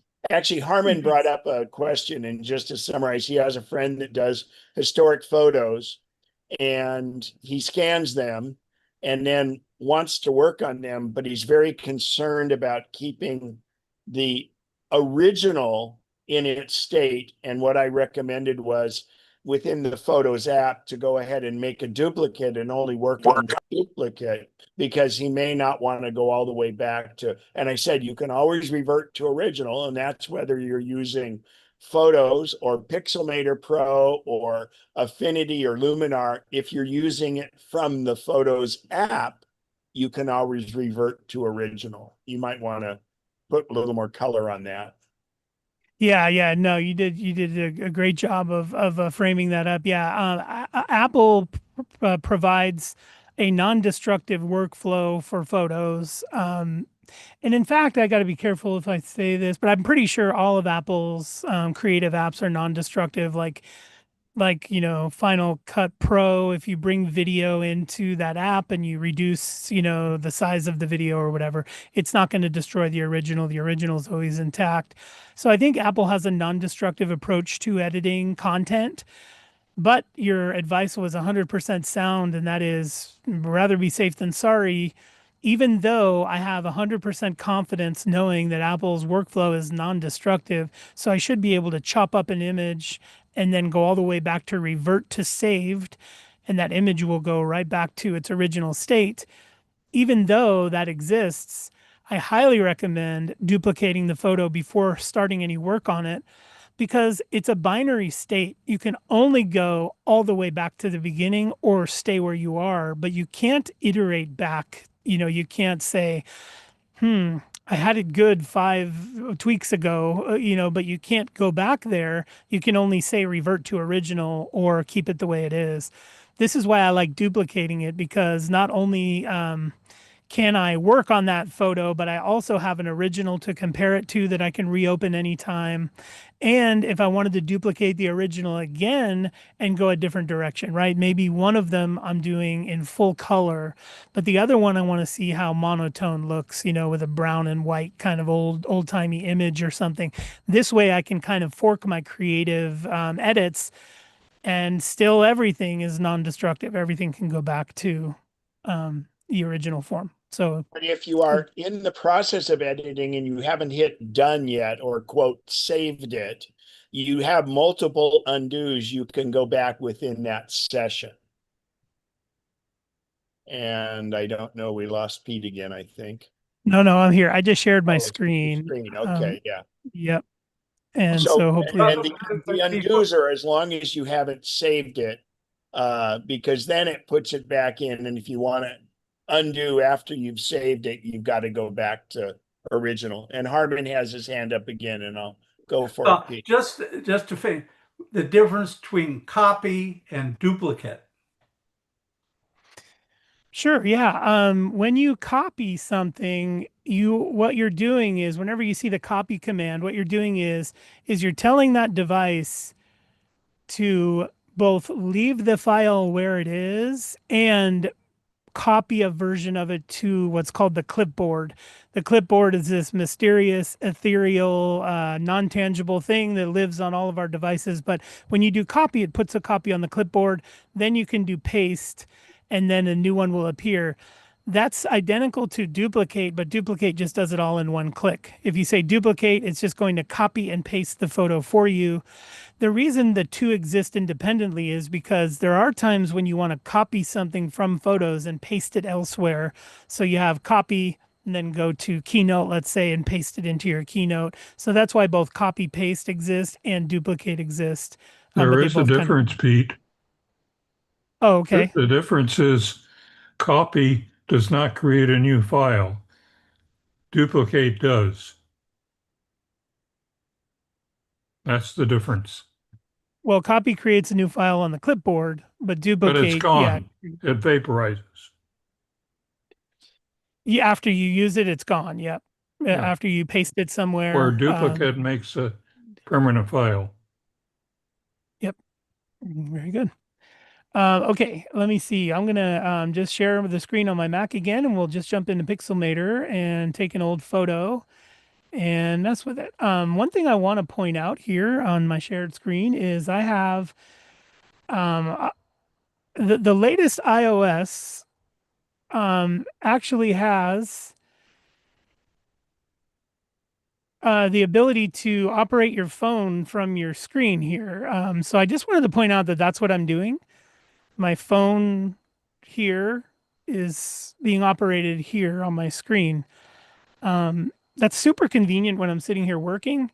I don't have to reach for my phone. It's right there on the screen. So if I get a text or I want to check my banking app or whatever the case may be, it's really nice to just have my phone on the screen when I need it. If you're not using that feature, I would recommend it. It's just called iPhone mirroring, and I think it was Mac OS 2026 and forward has it. But yeah, really nice way to be able, and you can manipulate your phone just like just like you do when you're holding it in your hand. You can scroll through your apps and search, and it's all just like having it in the palm of your hand. So if you're not already using that, I recommend it. In 27, you can make this image bigger also. Oh, okay, good. I'm in 20. Oh no, I'm not in 27 yet. I'm sorry, not on the Mac. Okay. I'm just going to put that there for now. I'll leave it alone. All right, getting into Pixelmator now. I'm just going to launch Pixelmator here, and that'll bring up this screen here. What I want to say about this screen is it's basically for you to either just create a new document. You may want to start with a blank canvas and have that blank canvas be where you build out. This is good for collages, or if you need to make an 11 by 17 photo collage and you wanted to use Pixelmator for that, this is where you'd start with create a new document. You would make sure your new document is the dimensions that you want here. I'm just going to go to new document, and I'll make this full screen so we can hopefully see it better. And here in new document, you can see over on the right here, you're going to get, let me move you probably can't see it. There's a little zoom box there. Okay. Over on the right here, you can really, you have full control over setting the parameters for your document. This is very important. So I just want to spend a quick moment in this piece here, just to give you some insights about when you're setting up a document, what to look out for. I've always said that really there are no hard questions in a screen like this. There is only lack of preparation. If you get to a screen like this and you don't know what to do, I would ask yourself, well, what's my target? What is the end result going to be of what I want to do here? And really, the first question I like to answer is, will this appear on screens? Will it appear in print? Or both? If this is something that's going to be part of a website, let's say an image for a website you're creating, well, obviously that's going to appear on the web and not in print. And so anything that is appearing on a screen that isn't going to a printer really doesn't need very high resolution. In fact, high resolution is your enemy for images that are going to appear on a screen, because images that appear on a screen have load time. And the smaller the image's footprint is, the faster it's going to load. So that's why I like to answer the first question always when I'm about to create a canvas is, what am I doing here? Am I editing an old photograph, in that case, I want really high resolution because I want to preserve every bit that I can. So maybe you've been asked to make an 11 by 17 poster to hang up in the lobby, and you're going to make a collage of different images. Well, then I would probably come over here and say, I would like to measure this in inches because I know the dimensions I want. I want a width of 11 and a height of 17, right? So I'll just put that in here, width of 11 and a height of 17, an 11 by 17, if you will. And then now I have to ask myself, well, what should the resolution be? And folks, the resolution does not change the shape of the image at all. The image's aspect ratio, which is basically the shape, right? Aspect ratio is a fancy way of saying shape. The aspect ratio is going to be 11 by 17 because we already set that. The resolution is how many pixels are we packing into that space? So if you have 11 by 17 as the canvas, you can do 72 dots per inch or DPI or pixels per inch, 72. And if you are making a note here, 72 is good for screen. 300 is good for print. So 72 is always good for screen. 300 is good for print. Why? Because screen should have less pixels since loading time is costly. And if you're printing, you want more pixels because you want high fidelity in your final print output. So here I might just put 300 DPI as my pixels per inch. Now you can do 1200 here. You can do 8,000 here if you want. But there is a point of diminishing returns. The more pixels you pack into an 11 by 17 rectangle, the more work your Mac has to do to allow it to be rendered. So 300 is at the upper end. That's a very large file, 300 DPI or pixels per inch. If you ever think you need more than that, I would challenge you to ping me, because you probably don't. But send me a message saying, Pete, I'm about to make a document that's 800 pixels per inch. I will probably say, whoa, pump the brakes there. You do not want to do that. That is way too high resolution. Why don't you tell me what you're trying to do? So that's what I operate in is between 72 dots per inch and 300 dots per inch. I almost never go out of those two DPIs. I sometimes use 150, but let me also just say this. If you are going to need both, right, you might say, well, Pete, I'm going to need both to print this as part of my campaign, but also have it on the web, on a website or whatever. Then I would say, go with the higher resolution and then reduce the resolution at output time, right? Design everything in 300 DPI, but when it comes to time to export it, then you can reduce the number of pixels. So anyway, that's if you're starting a new document. I don't think I will do that though. I think I will start from a photo. So I think I'm going to cancel starting from a new document. And instead of create new document, I'll say open the Photos browser, or I could browse files on your Mac. Browse files on your Mac is really good for people who have prepared a folder of images that they want to work on. Maybe you put that folder on your desktop and you just start drawing the images into your Pixelmator Pro so you can fix them up and then export them right back out to that same folder. And if I were doing something like that, I might make the file name the same, except then put enhanced after the one that I enhanced. So I'm going to go with open the Photos browser as my choice here. So we can start with the photo that already exists. So that will open the Photos app, and I have a bunch of photos here that we can choose from. I also think I'm going to try to find an old photo, something that needs some touching up. Here's one.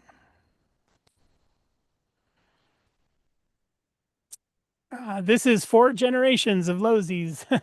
That's his dad, that's his dad, that's his dad, and that's me, the little guy down there. So this is currently a low resolution photo. I've got it open in Pixelmator, and I can see up here in the upper left-hand corner the dimensions. And 743 by 960 at 72 DPI is a very small photo. And so trying to enlarge this at all is going to immediately become apparent that I don't have much. Hey, doesn't he look like the guy from like No Country from Old Men, or No Country for Old Men, I think it was called, Javier Bardem or something like that. But anyway, as we zoom in on my chubby little face here, we can start to see that there is a very finite number of pixels, and the likelihood that we would be able to improve this photo any without the AI features is low. There isn't really much we can do here without AI, because if you see the source of these pixels, it's just very low resolution. So a few things I want to do here is maybe doing some touch up on this image, which I already did in the past. You know, I've had this image for years. In the past, I did a little scratch and dust removal. I almost wish I could see the original again. But yeah, what I'd like to do is maybe some enhancements on here. Any questions before I get started? I did want to just mention that something that you just saw happen, but it may not have registered for you, and that is I am basically doing what we used to call like round tripping. I'm round tripping the image, meaning that I'm opening it from the Photos app. I'm editing it in Pixelmator Pro. And when I'm done with that, I'm going to close it, and the photo will be in the Photos app edited by Pixelmator Pro. You see what I mean? You have two choices when you open a photo, whether it's from the Photos chooser or whether it's from a file on your hard drive. You have two choices after the photo is edited. You can export it out to a folder, and this is good for if you're working on a specific project. Or you can put it in the Photos library. You might be thinking, well, what's the difference? We're just saving the photo in a different way. And that's very true. If you open a photo from your Photos library, you edit it, and then you close it, it will close with those changes in your Photos library. But instead of doing that, if you file export a version of your changes, you can export them out of your library. The reason I spend a minute on this is because Ken brought it up earlier about how if you're going to edit a photo, even though Apple's editing workflow is non-destructive, meaning you'll always be able to get the original back, even though it's non-destructive editing workflow, you may still want to preserve an original version just for your reference and stuff like that. The drawback to doing the round tripping from the Photos app to Pixelmator and then saving it in Pixelmator to push those changes to your Photos app, the problem is you don't get that duplicated photo. It's only the one file showing all the edits that are made. Now, don't panic. If you do happen to edit a photo that will, like in Pixelmator, and you see it in your Photos app change, and you have that moment of saying to yourself, dang it, I really wished I had duplicated that before I made edits to it because I wanted to keep an original also. Well, have no fear, because you can still duplicate it even after it's been edited. And then go back to one of the new versions that you made, right? Because a duplicate now means you have two versions. You can duplicate the version you've already edited and then say revert to original for this version. So it's never really too late. You can always duplicate the image and just pull the duplicate back to the original. And so, yeah, that's the way to be able to still have that original after you've made the round trip to and from the Photos app. Okay. A few things that I want to show here as you hover over the tools in the toolbar on the right. One thing I really like about what Apple has done with Pixelmator, and by the way, the developers of Pixelmator started this before Apple ever bought it, and that is hovering over a tool and seeing a brief video preview of what the tool does. I think this is genius, and it's even gotten better over the years. I wasn't sure if Apple was going to code this out or leave it in, but as I hover over the tools, it shows me exactly what that tool will how I'll benefit from that tool. So I'm just going to go down here and show a couple of the ways that these tools render. Rectangular selection, free selection, quick selection. I'm not clicking the tool, I'm just hovering over it. Paint, color fill, erase. We got repairs and ability to clone, sharpen, lighten, saturate, distort. Lots of cool things here. Shape, type tool, search function, zoom function, crop, and then we've got the ellipsis down here to be able to customize the tools. You can actually customize this toolbar and make it however you'd like. So that's where you'll find the tools. Over on the left here, we have the layer panel. And I just got to point out that the tools on the right are very similar to what you'll find in the Photos or in the Photos application. All the color adjustments. I mean, Pixelmator makes them more advanced, but truth be told, if you were to do something with the tools over on the right in Pixelmator, I can probably get to the same place you did using Photos with a little bit of know-how and skill. I think they're pretty much on par with the tools on the right.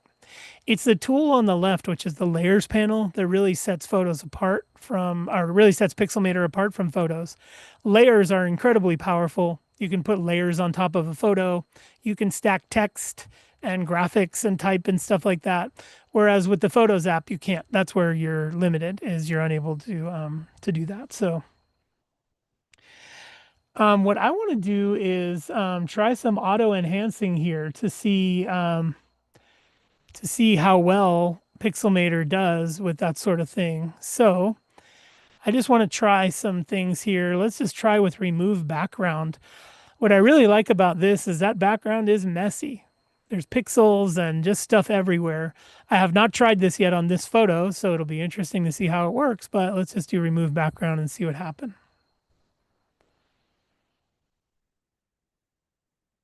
Not great. It did not do a great job. As you can see, it's left a lot of artifacts and it's cut out pieces of the people and stuff like that. So the remove background tool did not do great. I did not expect it to do very well because this is a very difficult picture to try to pull that off. So I did not think that was going to do great. Sorry, one sec. Let me just check something here.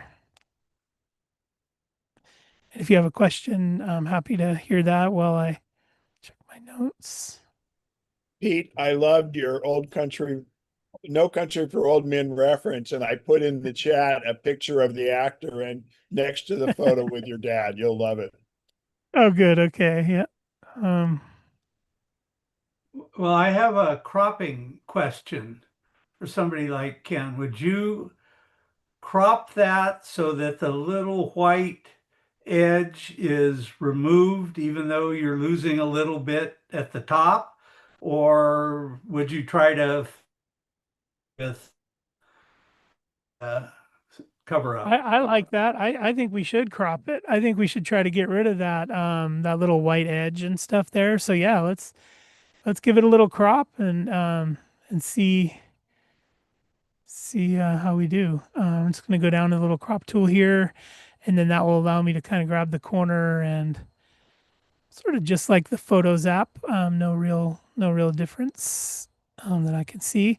I'll go on this side and give that a little, tighten that up a little bit, and then I don't think we need all this noise at the top really. Some greeting cards and stuff up there, but I think we can knock out some of that noise.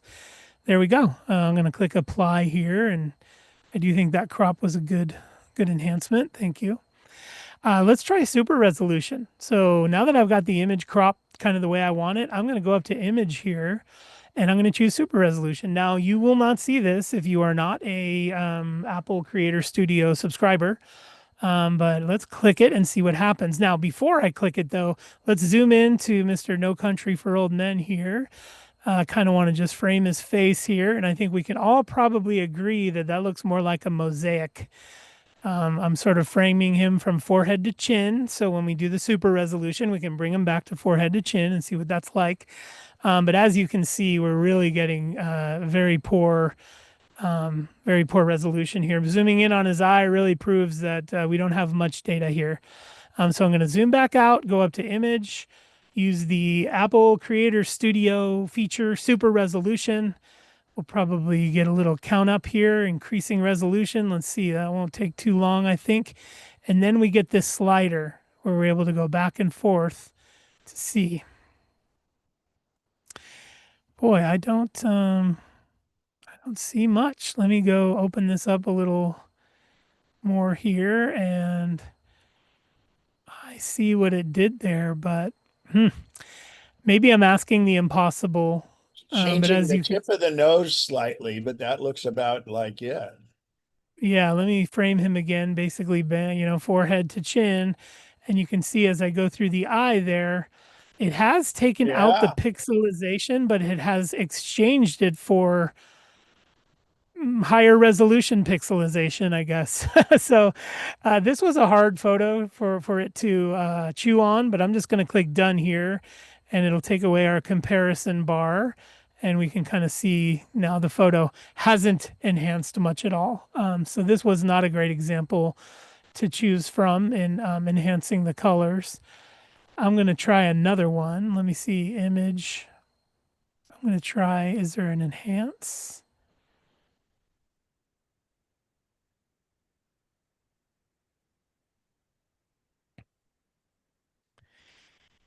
We can do some retouching, but I think this photo doesn't do a good job of showing like smudges or scratches or cracks. So hopefully I can easily find one. I mean, And here's could it be no, because it's you just said you'd already kind of worked on the photo? yeah. I think it's because I've worked on it before that it's really in good shape. But that was really just to show you some super resolution. Let me go back here and get another photo. We'll just do one more. So I'm just going to close this one. I'm going to not save it. I'll just delete that.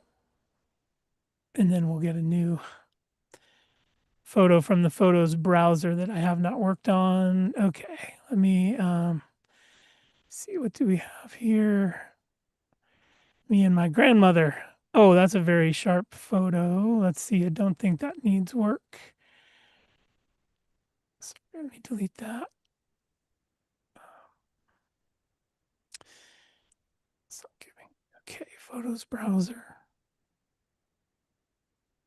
Okay, let me see what's in here. Try this.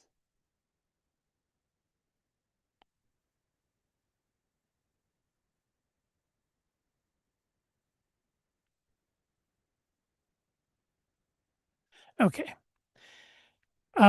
This photo definitely has some blemishes and scratches and things like that. There's me.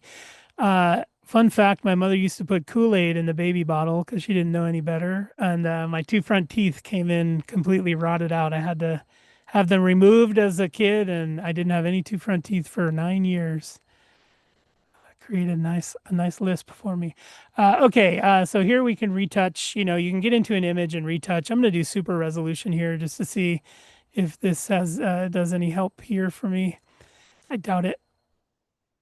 It's not doing a great job on these photos. And then here we can get into some color correction. As you can see, the colors are really bad here. So go down here to some of these color temperature slider here and see if I can't try to fix some of this poor color. Do auto enhance here and see what that gives me. So anyway, a quick run through of Pixelmator Pro kind of shows us that the tools are somewhat better than the Photos application. But would I ask you to trade your familiarity of the Photos app for the superiority of Pixelmator Pro? I don't think so, because it's not far superior enough. I like what Auto Enhance did here. It got rid of a lot of the colors. Here, let me go back that's what it looked like before, and this is what it looked like after, or it's going to rerun it again. So really getting a lot of that cast out of there and stuff. It works really well. And these controls are really good. You have a lot of granular control here. But again, nothing that is stand apart from the Photos app, really. It's a lot of similar controls to what you'll find in the Photos app. So there it is. Take it for what it's worth. I, quite frankly, don't use Pixelmator Pro. I just don't find a need for it. Everything I want to do, I'm able to easily do in the Photos app. So is the super resolution the only thing you get with paying the subscription? No, I did have 5 AI demos here that I was going to walk through, but as I'm looking at my list, super resolution is one of them. That's what you get with AI. Remove background is another one, but that exists in the Photos app itself, and it's really good. Right. Auto enhance is another one which we just saw. Auto That kind of crop like and the auto magic straighten. wand. Exactly like the magic wand. Auto crop and auto straighten, and then intelligent denoise, which again is debatable how intelligent it is. But those are really the 5 AI things that are built in for the Creator Studio subscribers. Again, that's super resolution, remove background, auto enhance, auto crop slash auto straighten, and intelligent denoise. I want to go to the Photos app here and also just get in here and show you how well some of these tools work right here in the Photos app without ever needing to leave this app that you're already very familiar with. So I just wanted to kind of come in here and say, let's find a photo. Here's one here that if I hold my cursor down on the, let's see, is that how?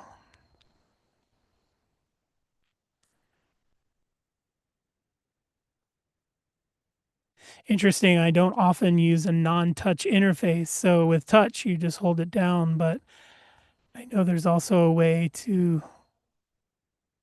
remove the background with your mouse. Oh, this is interesting when you guys kind of tell me, all right, copy subject. Aha, there it went.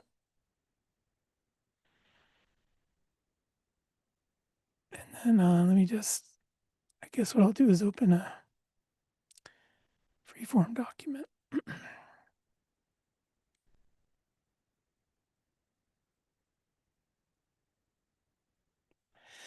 All right. Freeform here just to demonstrate this. This is a regular old Photos. I'm in Photos here, and I just open Freeform just so I have a canvas to kind of show you. But if I'm in the Photos app here, and Photos app is on the right, and I'm just kind of scrolling through, and let's just take this. Let's see, images here. Find something fun back here.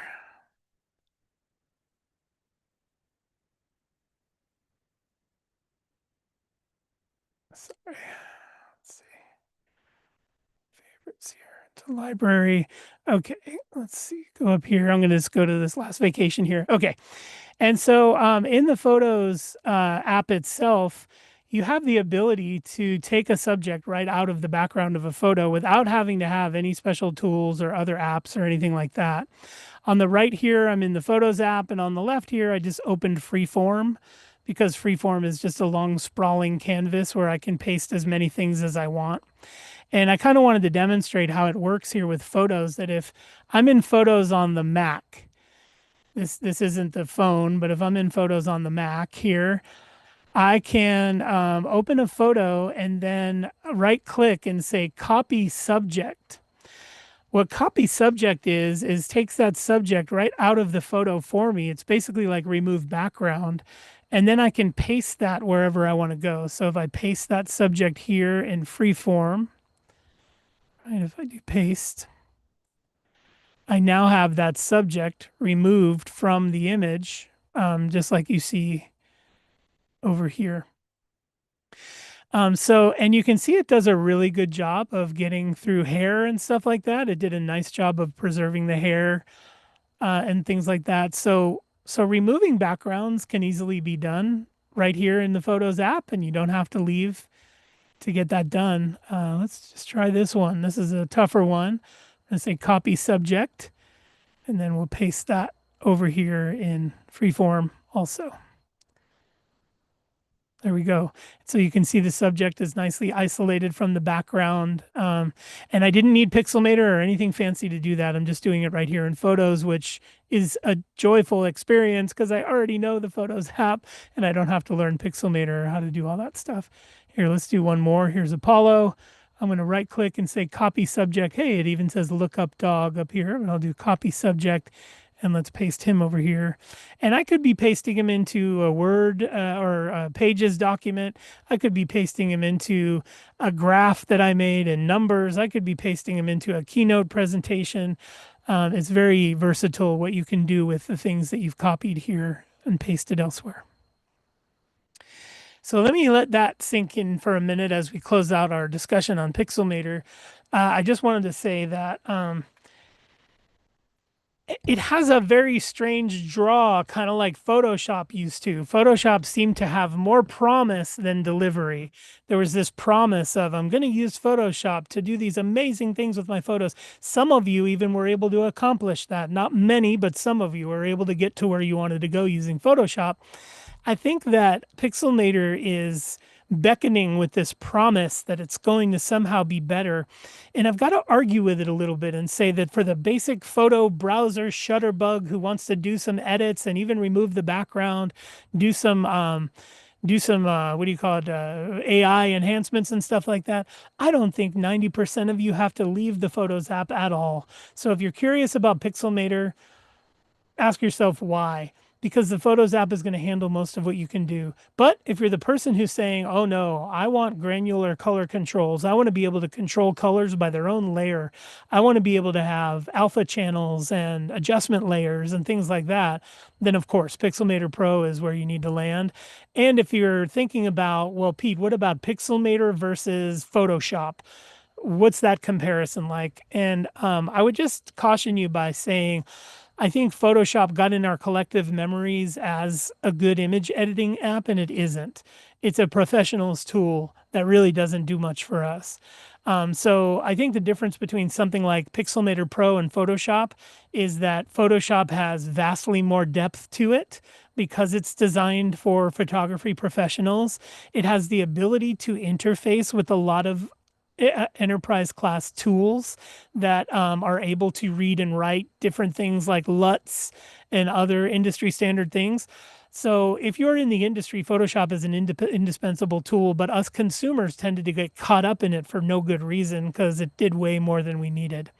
If you are somebody who's graduated from Photos and feel you will find a home inside of Pixelmator, then I encourage you to dive in because it does have some higher capability tools in Photos, but not for the 90% of us.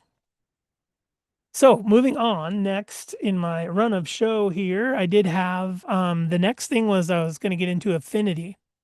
Affinity is not part of the Creative Bundle because I kind of wanted to show what the alternative might be. If you said, well, Pete, if you don't use the Creative Bundle for something, what app are you using and why? What's the value proposition there? For me, being able to take control of pixels is paramount. It is the place on the spectrum where I live, and that is full control over every pixel of the composition that I'm creating. Now, I don't think everybody needs this level of absurdity, quite frankly. It is a lot more work to take full control of every pixel. And I just want to explain why I got to a place in my workflow where I demand full control over every pixel. I kind of want to explain how I got here. One of the things that got me here was there was such promise in desktop publishing. And the promise was that I could put together almost any assets into a competent layout, a competent composition that looked good. And that proved to be mostly true. You can basically grab anything you see, put it in a program like Keynote or Freeform or whatever program of your choice, and create based on those elements. If you found a Denver Broncos logo on the internet, you can paste that into your composition. You can grab a photo from your photos library and paste that into your composition. You can make some text, paste that into your composition. So there are times when you do need the ability to control things, because when I started doing that, when I started getting into desktop publishing, I started noticing all these roadblocks to the promise of being a good desktop publisher. What were these roadblocks, you might ask? There were things like only crappy versions of this image live on the internet. For example, if I wanted the Denver Broncos football helmet for my composition, and all I could find was low resolution images of it, that's some reason why I would want to take control. I would say, you know what, I better produce the image myself to ensure that I have a high enough resolution version that makes my composition shine. I'm not going to use this pixelated thing I found on the internet because it takes away from my composition's finished product. Another good example is like a logo, or maybe you're doing something on behalf of a business or a church or a school, and they have a logo, and they say this is all we could find, and they hand you a logo, and it's it's pixelated, almost unusable, because the logo is so low resolution. I've run into that so many times in my career that I've gotten to the point on the spectrum where I must now demand full control over all of the assets in order for the output to be competent and even extraordinary. So what that means is I look at every element of my composition and ask myself, how much control do I have over this? Does this element need treatment? For instance, if you find a JPEG on the internet of a round logo, it's a JPEG, but the logo is round. You're going to get the four corners of the square image, even though all you wanted was the round logo. Why? Because JPEG is limited in what it can make transparent and what it can't. So now you're at the mercy of this logo that does not have transparency because it's a JPEG. And that is having very little control over your over your elements and your composition. The first thing I do is I look at the logo and ask myself, do I have enough control over this? If there's transparent bits, are they working properly? When I zoom in on it, is it high resolution or low resolution? And the answer is almost always, this is unusable and it needs to be recreated perhaps, or something like that. And I'm going to give you some examples now as we dive into Affinity. But what I wanted to start by saying was that that there are times when you may want full control over the elements in your composition, and there are other times when you're just assembling something from elements that already exist. But in order for you to be on that spectrum somewhere, you have to have some application that allows you to manipulate these things, right? You have to have some application that is a canvas that you can work on that handles these assets that we're talking about, right? Because everything in desktop publishing is based on visual assets, whether you're video editing or whether you're creating a flat file like a PDF or a flyer. Everything relies on assets, whether you set out to create them from scratch or whether you're given a folder of stuff that you can use in your project. You have to have some place to assemble. Now, in the past, I have invited all of you to use Keynote for this. I've said Keynote is a great canvas on which you can throw nearly any asset and then create a composition that suits you. So I might tell you even today, if you called me and said, I need to create a layout for a flyer for the school field day, what would you use? I would probably say Pages or Keynote at this point, right? Pages or Keynote are canvases that will allow you to compile assets into the composition you desire. But you will quickly find limitations there. Those programs are great for moving things around on a canvas. But what if you want to recreate something from scratch? What if you want pixel level control over things? What if you want to create things that are vector images and take control over the resolution of those things? This is where you graduate. This is where you ascend from the Keynote canvas or the Pages canvas, which is fine. but I want full control over something. This is where we get to what is called affinity. And what I'd like to do is share affinity with you here by launching it here on my computer and just kind of showing you some stuff here. And I'm just going to create a new document here and come to affinity. I now have affinity on the screen. And while it's here, oh no, I don't now have it on. I have to put it there. And while it's here, what I want to do is just do some explaining. I want to talk about affinity here just a little bit. Affinity, and you know what I'll do is I won't share until I'm ready for that. Affinity Designer is by a company called Serif. Serif is a company based in the UK. And Serif is the first company I've seen to competently take on Adobe in creating a creative suite.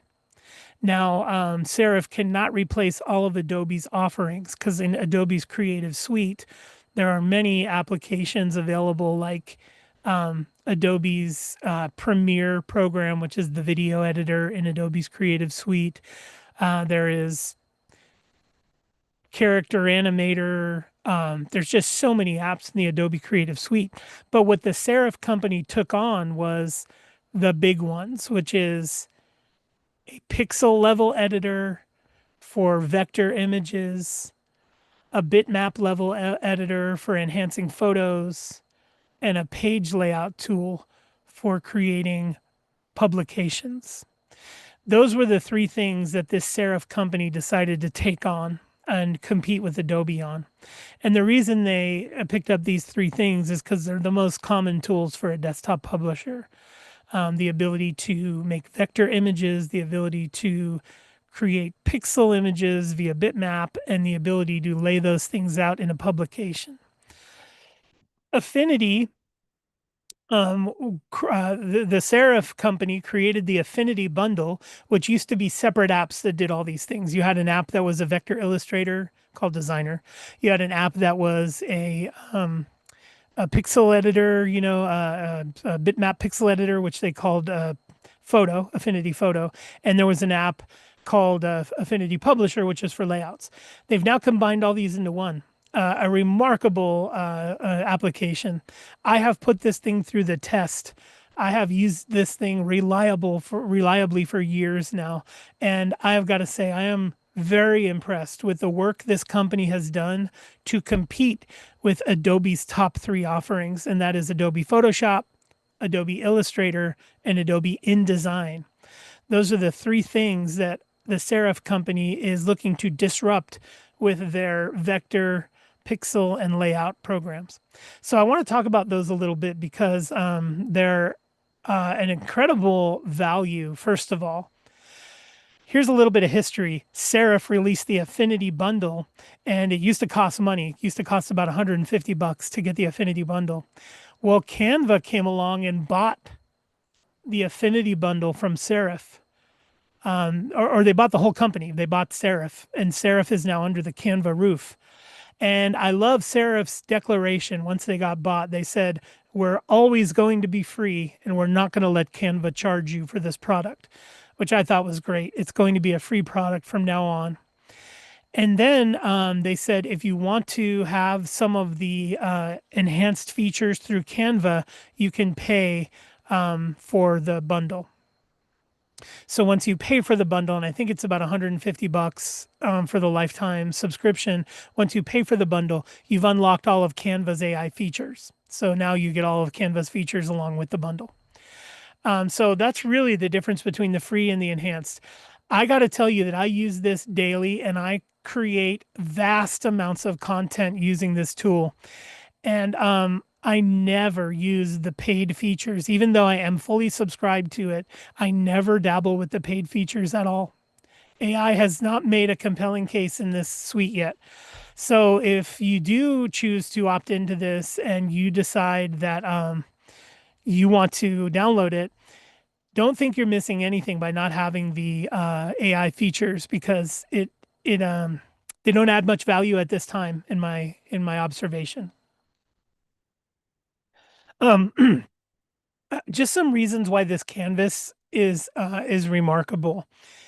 The first thing I want to point out to you is that the Affinity bundle is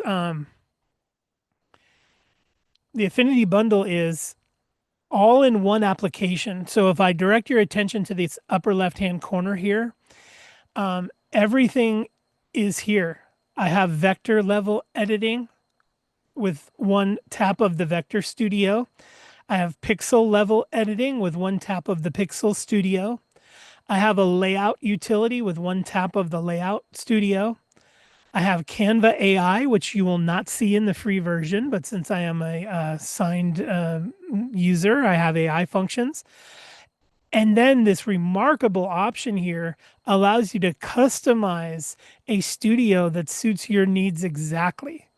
Every window here was placed by me for my own use case.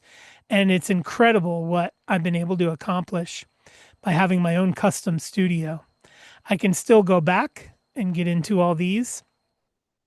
And this studio is shareable. I can actually export this studio and share it with you. If you said, Pete, I want your exact studio layout, I can send this to you. The reason why this is so amazing is when I start making Affinity tutorials online, you'll be able to use my studio. So every menu I talk about and every utility I talk about will be in the exact same place as mine, making it much easier to learn from my tutorials.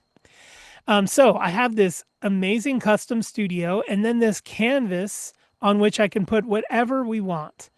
And that's what really makes this application shine, is the ability to throw down either pixels or vector.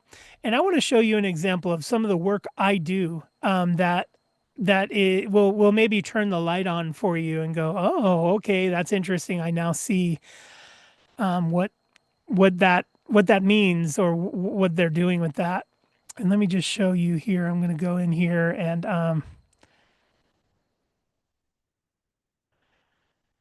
here's an example of something I am working on. Let me just remove.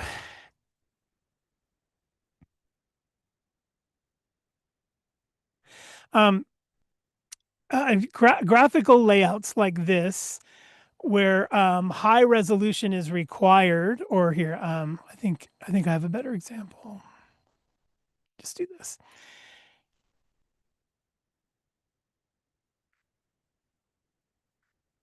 Okay, sorry. Close.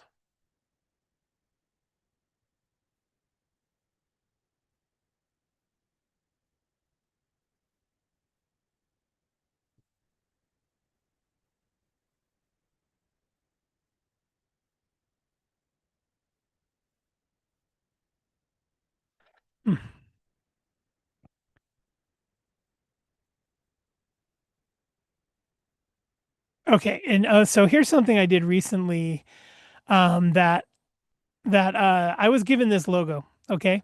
And I'll just sort of show you why this workflow matters. I was giving this logo by somebody and they said, here's the logo we're going to use for the new initiative, right? And they basically gave me this graphic here. And you can see that I have no control over this graphic. It is pixelated when I zoom in, and I have no control over it at all. I cannot make it so it's enlargeable, because when you do enlarge it, you see pixelization here. This graphic is not in native format. And what I know about this is that because this graphic is not in a controllable format, let's say we wanted a mug made with this logo on there. We just want a mug, coffee mug. So we're going to send this to a vendor that makes coffee mugs. Well, they're going to try to print this on a coffee mug, and it's going to have this weird white outline around some of the black text. It's going to have pixelization. And so there's nothing I can do to use this logo for the things I need in its current state. So what I did was I came into this application here and I recreated the logo by hand using the tools that are in this application. And recreating the logo by hand allowed me to recreate it in pixel level fidelity. Whereas you can see as I zoom in on this HP lettering or whatever, that there is no pixelization in the recreation. If I zoom in on the original, I'll show you how different it is. Look at that. It's completely pixelated. Now I had to go through and redraw all this stuff. I had to remake this in vector format. I had to remake this text with a text editor. I had to skew the text so it matched and looked right. You know, I'm able to get to pixel level control over every one of these items you see on the screen here. So all these items I now have full control over, but it was impossible before when they gave me this graphic. It was polluted and small and unusable. This is just an example of what something with the power of Affinity Designer is allowing me to do, is create all these as different elements and even make adjustments later. What if I decided that that HP logo just needed to be moved over a little bit? I can now do that in this new composition I've created, whereas in the old one, nothing here is controllable at all. It's just a static pixelated image. So for those of you who are on the end of the spectrum that says, I want pixel level control over things, there's nothing like a tool like this that will allow you to get that pixel level control. But if you're on the end of the spectrum where you say, I just want to assemble things in an editor that already exists, and I really don't have much desire to build them all from scratch, this is still the tool for you. You're able to lay them out on this editor. Everything you lay out is in its own layer, right? If I look at the layers panel over here, every single thing I make gets its own layer. So if I make a bunch of shapes here, you can see in the layers panel, everything is getting its own layer here. They're individually selectable, easily changeable based on just them being on their own layer, easily reorderable.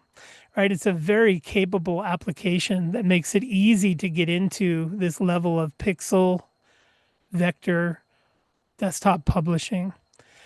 And because it's free and has so many tools in one, I highly recommend this application. Now you might say, well, wait a minute, you just told me that there is cost to getting into a new application like this, of learning the conventions and things like that. Well, I have two things to tell you. One, I am going to start making a tutorial series on this application because it's so good.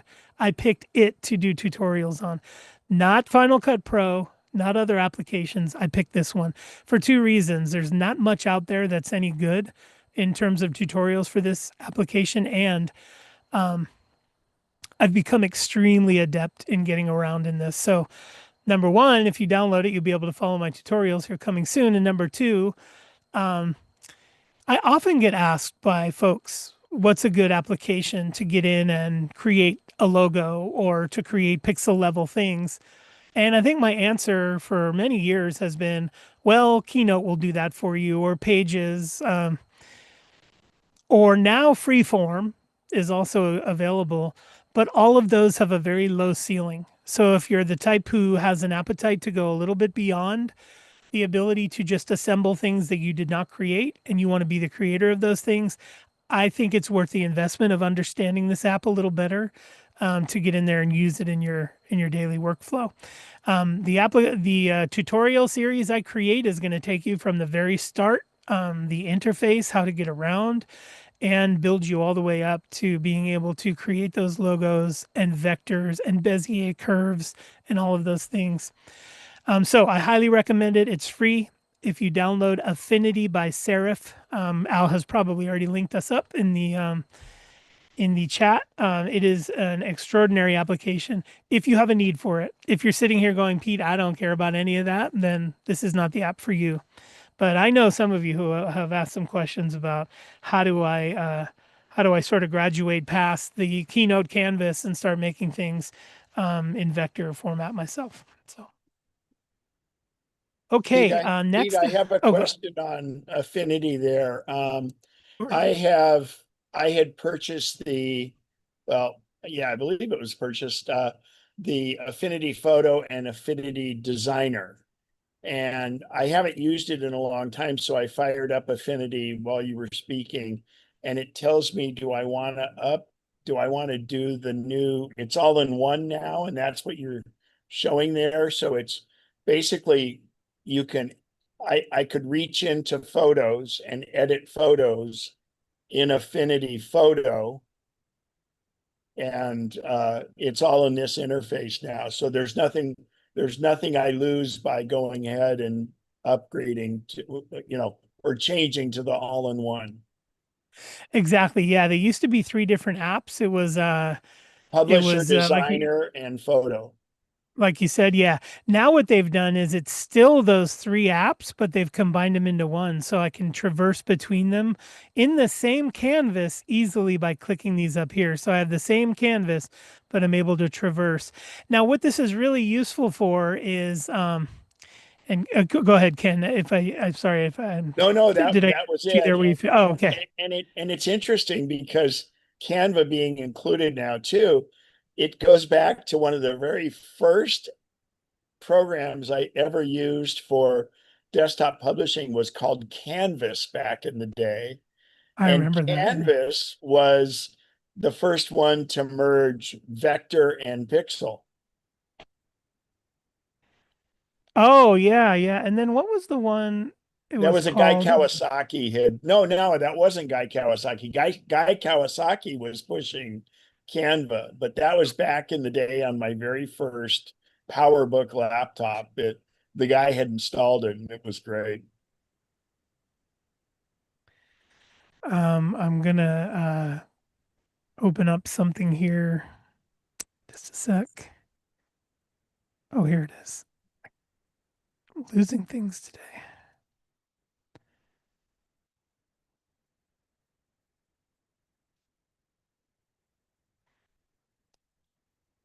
Yeah, just to give you an idea of some of the work that I've accomplished with this. This is a tapestry before you of assets that I've built over the past 2 months for a project that I've done.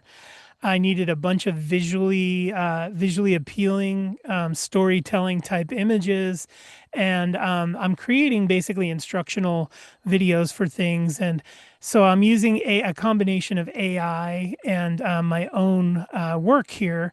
But you can see here I've had some of these images produced using AI, and then I bring them into an editor to be able to get in here and place these logos by hand and things like that, because accuracy for AI is very low, as you probably know, and you're unable to really get an accurate HP logo or something like that, whatever logo you might need. It's difficult to get an accurate version. So being able to use this tool to get in here and create this stuff has been remarkable for me.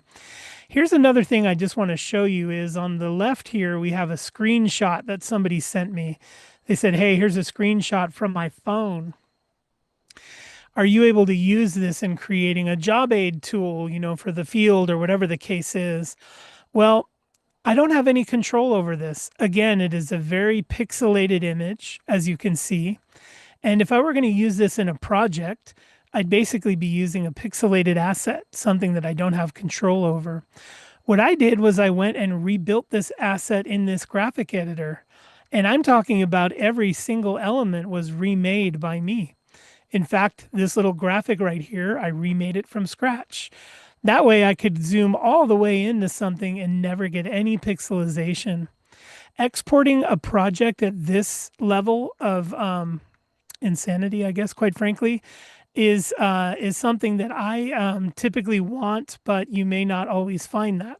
Here's another example of somebody gave me a screenshot of something and I needed to use it in a project. Well, I recreated that whole interface here so everything could be sharp and crisp no matter how close you zoom into it. So I guess what I wanted to demonstrate here is I have a vast canvas here that's almost a gigabyte large. It's massive. And it's got the work of 2 months of various tools and job aids that I've created for a bunch of various reasons. And it has been an incredible place to build out these canvases and create these things with very little learning curve. I mean, there's very little learning curve to this because it behaves much like all of the programs we've been hand in hand with for 20 years now. It's got a pointer, a selector, handles, just like everything else. So I think my tutorial series will really draw you in and get you somewhere.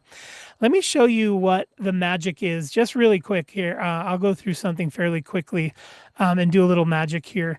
What I want to do is take a phone screen like this one, right? Here we have a phone screen. And I'm just going to take this image over here so we can work on it a little bit. I'm going to bring it to my canvas over here. Sorry, let me just get that. Oh, no, oh, here it is. I'm just going to drop it on my canvas right here. Okay, and I'm going to work on this image right here. What I'd like to do is replace this phone screen inside here. I want to do my own phone screen here. So what I'm going to do is go grab my own phone screen from somewhere. Let's see, I created a couple of them. Here's one. I have my own phone screen here, and I want to replace that one. So let me go back to that image. Here we go. And I'm going to paste this here. And so I want that phone screen to be there. And what I'll do now is I'll paste that image. And then what I'm going to do is sort of lay it on top like this. And under the filters, I have a distort one called perspective. So I can now take this phone screen, I just paste it in here.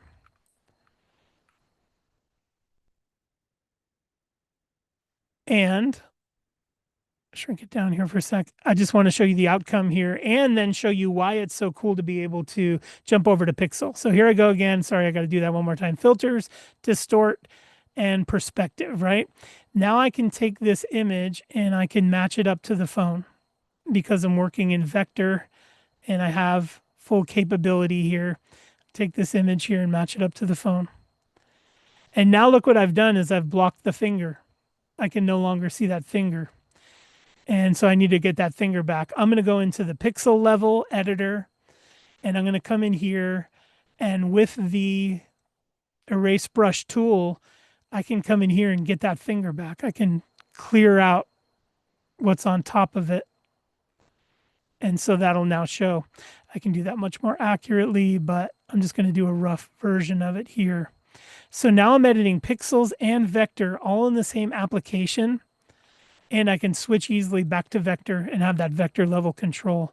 So now I was able to put my own phone screen on an image and get that masking tool in the bitmap image. I could have done a better job. I just did it quick.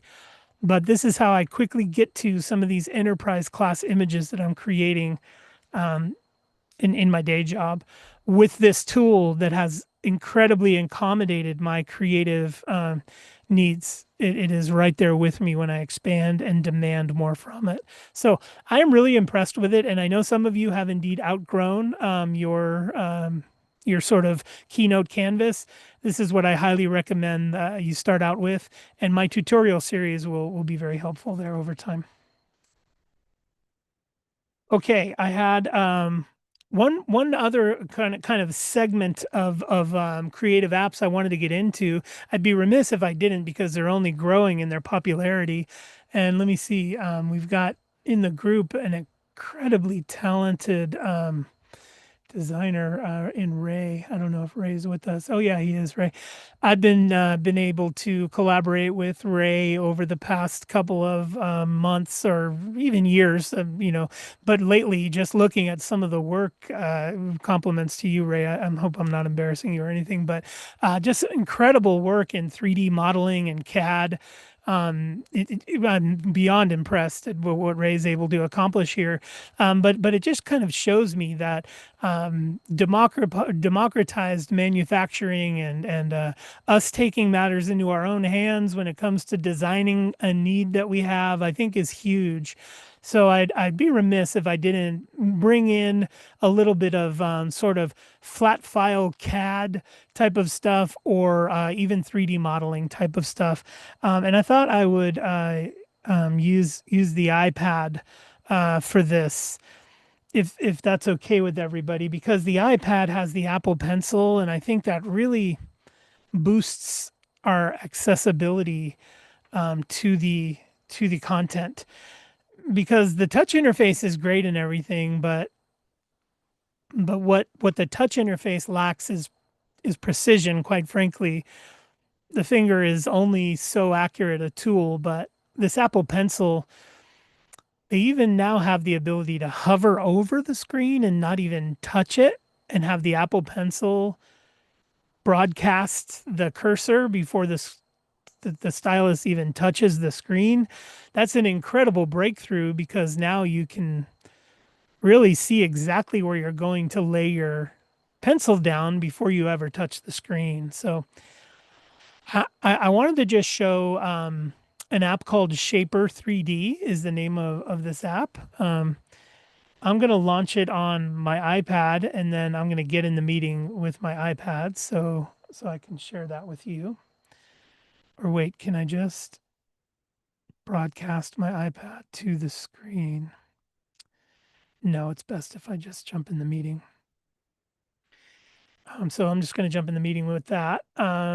But what I'd like to show you is, and look, I'm not talking about really advanced things like, oh, I'm going to design the next the next what am I trying to say? Transponder, maybe you just want to remodel your kitchen and you want to get an idea of what the layout's going to look like. How big of a kitchen island can I put in a 16 by 20 room or something like that? So what I'd like to do is really just show you how accessible that type of stuff is with an app like Shaper 3D.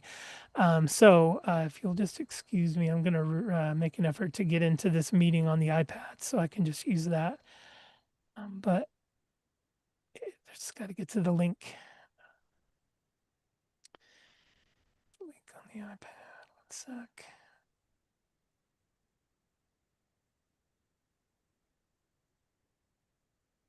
Okay, that.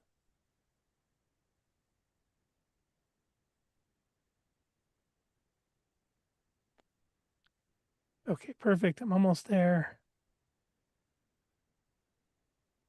If not, you can do USB cable to your iMac and QuickTime. Yes, I probably do have a cable sitting around here, but I just felt this might be good.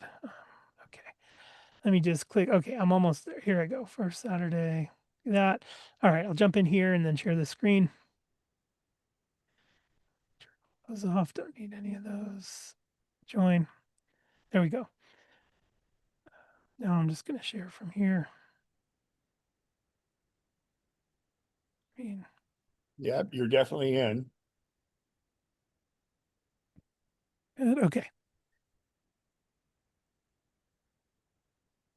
We're back. Okay, perfect.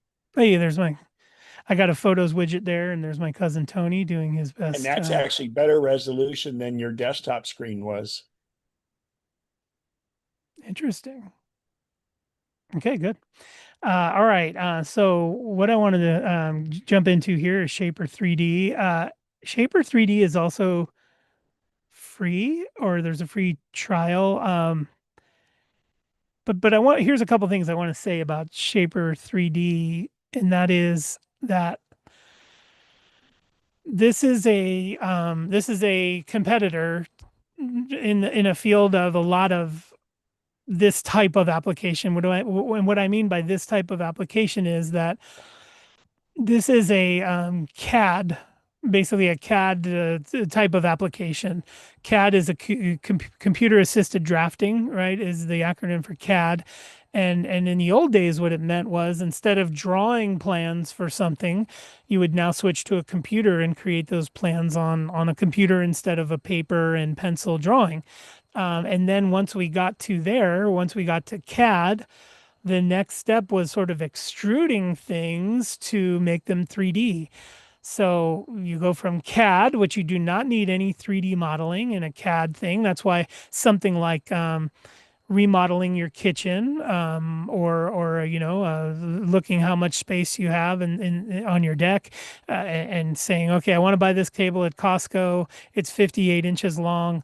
Let me make a a rectangle that matches the dimensions of my deck, make a rectangle that matches the dimensions of the table, and then just see how the walkways are looking, how it fits on the deck before you buy it.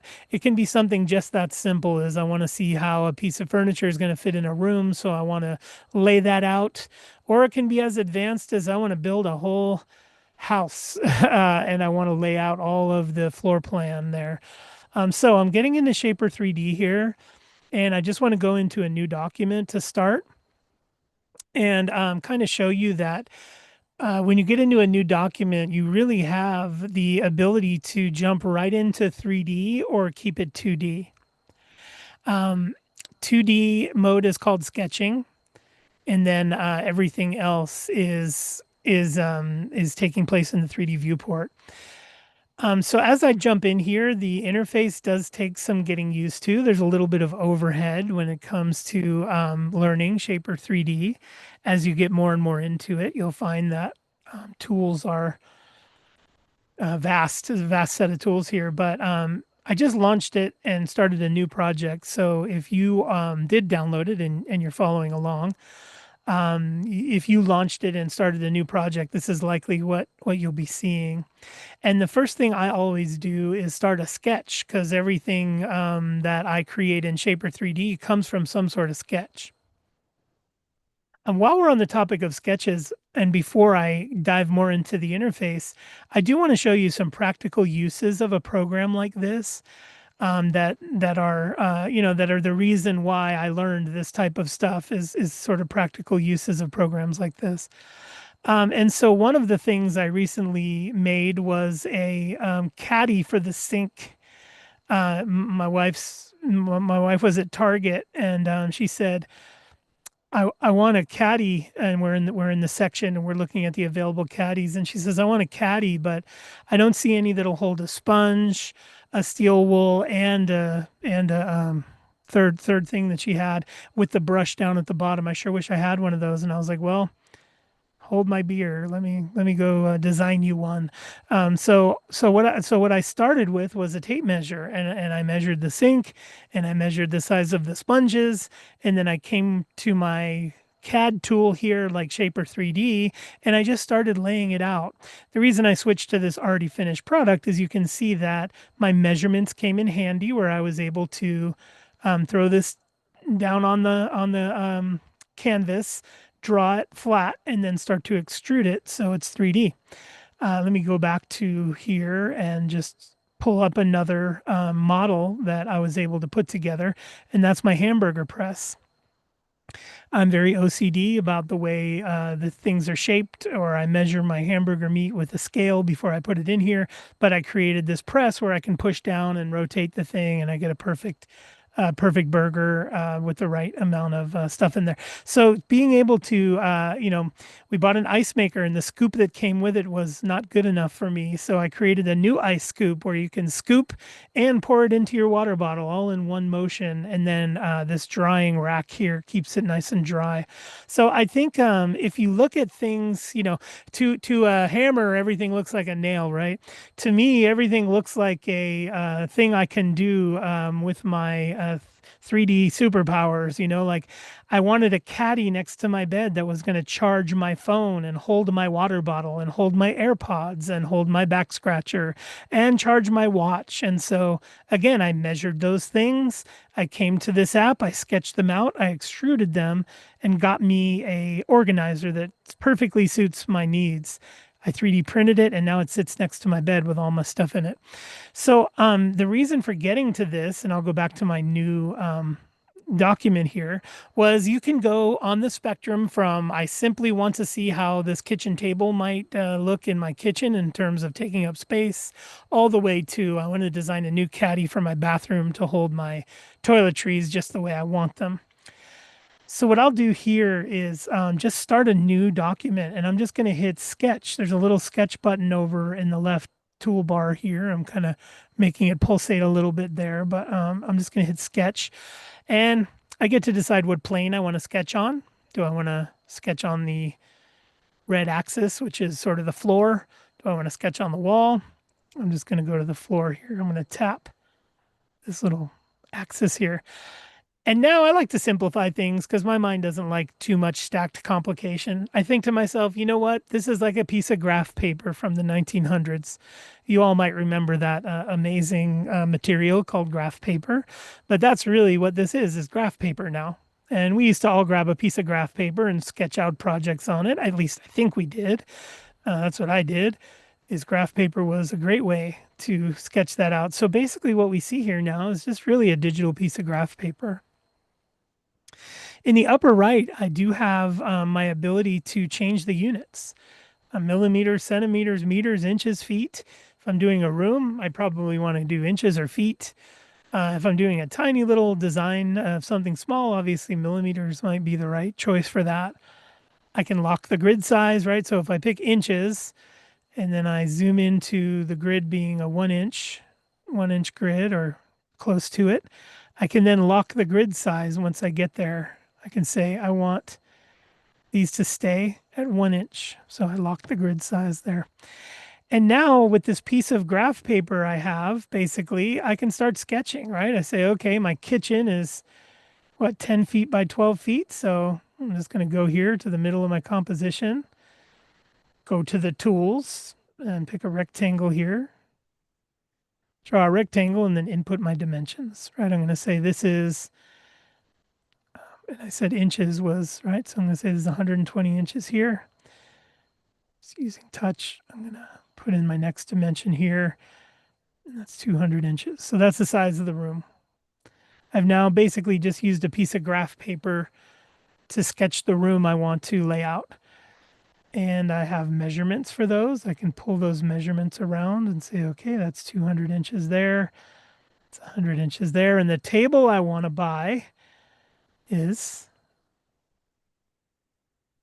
54 inches by 54 inches by 32 inches. So now I can bring this table into here and say, well, how much room is this going to take up in my kitchen? Do I want to rotate that and use that somewhere else? Tons of cool tools here to be able to accomplish those things that you want to accomplish. In laying out things just the size you want them, you can make constraints here. So if I wanted this to always be parallel with another thing or tangent, you can see over on the right there, I have all the constraints one might hope to find in a more advanced CAD application. And then you can go right from a 2D piece of graph paper to a 3D extrusion. I can take any of these things I made here and just easily extrude them into 3D like that. I can choose how tall I want that to be, 32 inches. And I've now created a block in 3D that I can then manipulate the way I want it. So what I like about Shaper 3D is it easily takes us from that piece of graph paper to being able to extrude things. And once they're extruded, we can easily work on that model by chamfering an edge maybe, or by filleting an edge. Creating a shell, let's say. I can go over here to the tools and look for the shell command, something like that. You know, it's got all these tools here that you would get used to after a while, and then shell this thing so it's hollow, and then have a hollow version of that model. So many things that I can easily pull off here. And then if there's a model that I want to 3D print, I can easily export it from here to 3D printing software and immediately 3D print that model that I just sketched out. So that's Shaper 3D in a nutshell. I'll get into it a little bit deeper here in a moment. But the reason I wanted to surface this is because now more than ever, people are into 3D printing, laser cutting, and being able to create these paths using some CAD software like this is extremely useful for those who are getting into those types of sort of dimensional hobbies and stuff like that. You need something like this in order to create. And I find Shaper 3D to be the most accessible. Autodesk has a lot of offerings out there. They have offerings for beginners and tinkerers. They have enterprise offerings for those who want to pay more.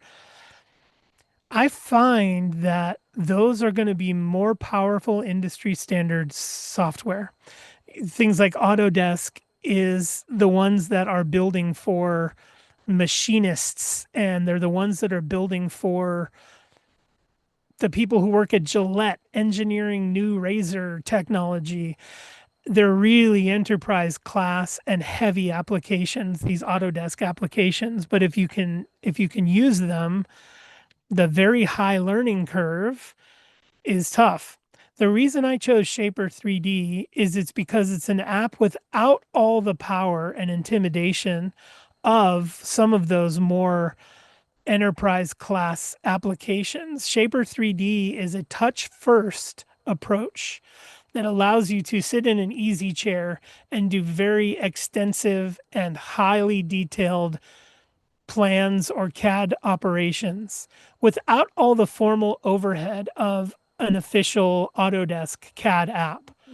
I've seen some of the stuff, like I was mentioning Ray earlier. Ray has sent me some of his Autodesk CAD work that he's done, and my jaw is on the floor. Impeccable work, layers and layers of extraordinary engineering and design, and all capable in this very highly capable CAD environment. But for those of you who are just curious and want to begin with something like a piece of graph paper and slowly go up from there, I really respect Shaper 3D's approach to sort of making it easy for everybody to get into CAD. You use your Apple Pencil, you sketch in ways that are very intuitive and are able to then extrude those sketches into 3D models. I think you'll have some fun with it if you try it out, and maybe even get hooked on possibly creating 3D models. I was able to create 3D models of even this studio using software similar to Shaper 3D so I could get all the dimensions right before I started building. This desk I'm sitting at was built by me by hand using dimensional lumber that was all created in a 3D modeling app before I ever took a screw gun and a screw to the wood. So this allowed me to completely build out the studio in 3D space before I ever got to buying materials and cutting, because then it told me exactly how much I would need and where to make the cuts. So what I did was printed out my plans that I made in Shaper 3D, pinned them up in the workshop, made all the cuts first, brought them in here and assembled everything. It was like assembling IKEA furniture, but stuff that I had made myself using a fairly easy to learn app like Shaper 3D. So that is what I'm going to leave you with as a recommendation there for those of you who are curious.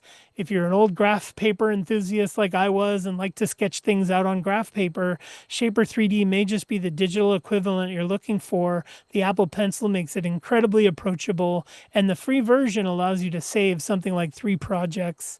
And then it stops you and says, okay, if you want to do more than that, then there's paid plans for it. But to be able to save 3 projects is pretty cool, to be able to use all the features for free. Whew. So I am kind of reaching the end of my programming. I have tons of different things that I'm happy to get to if they're on your list and not mine. But I also wanted to leave plenty of time. I think we've got 10 minutes or so to just dig into any Q&A or any of that stuff if we have any of that. Or I just wore everybody out and everybody's ready for lunch or something. Oh, I'm going to see John Mellencamp tonight. I'm going to see John Mellencamp tonight. Oh, cool. Remember him? Yeah, he used to be Johnny Cougar back in the day. Do you remember Johnny Cougar? Yeah.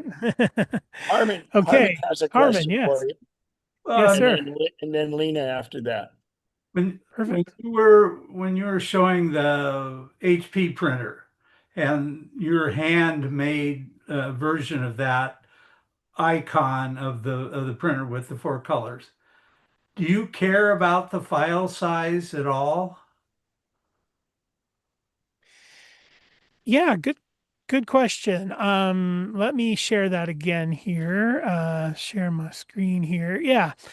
You know what's really cool about Vector is that I'm going to show you this because I think this is just such a cool way to look at this. I'm going to make a circle in Vector here like that. And then I'm going to make a circle in bitmap. Bear with me one second. And then I'm going to address the file size thing. But yeah, let me make this in bitmap. Okay.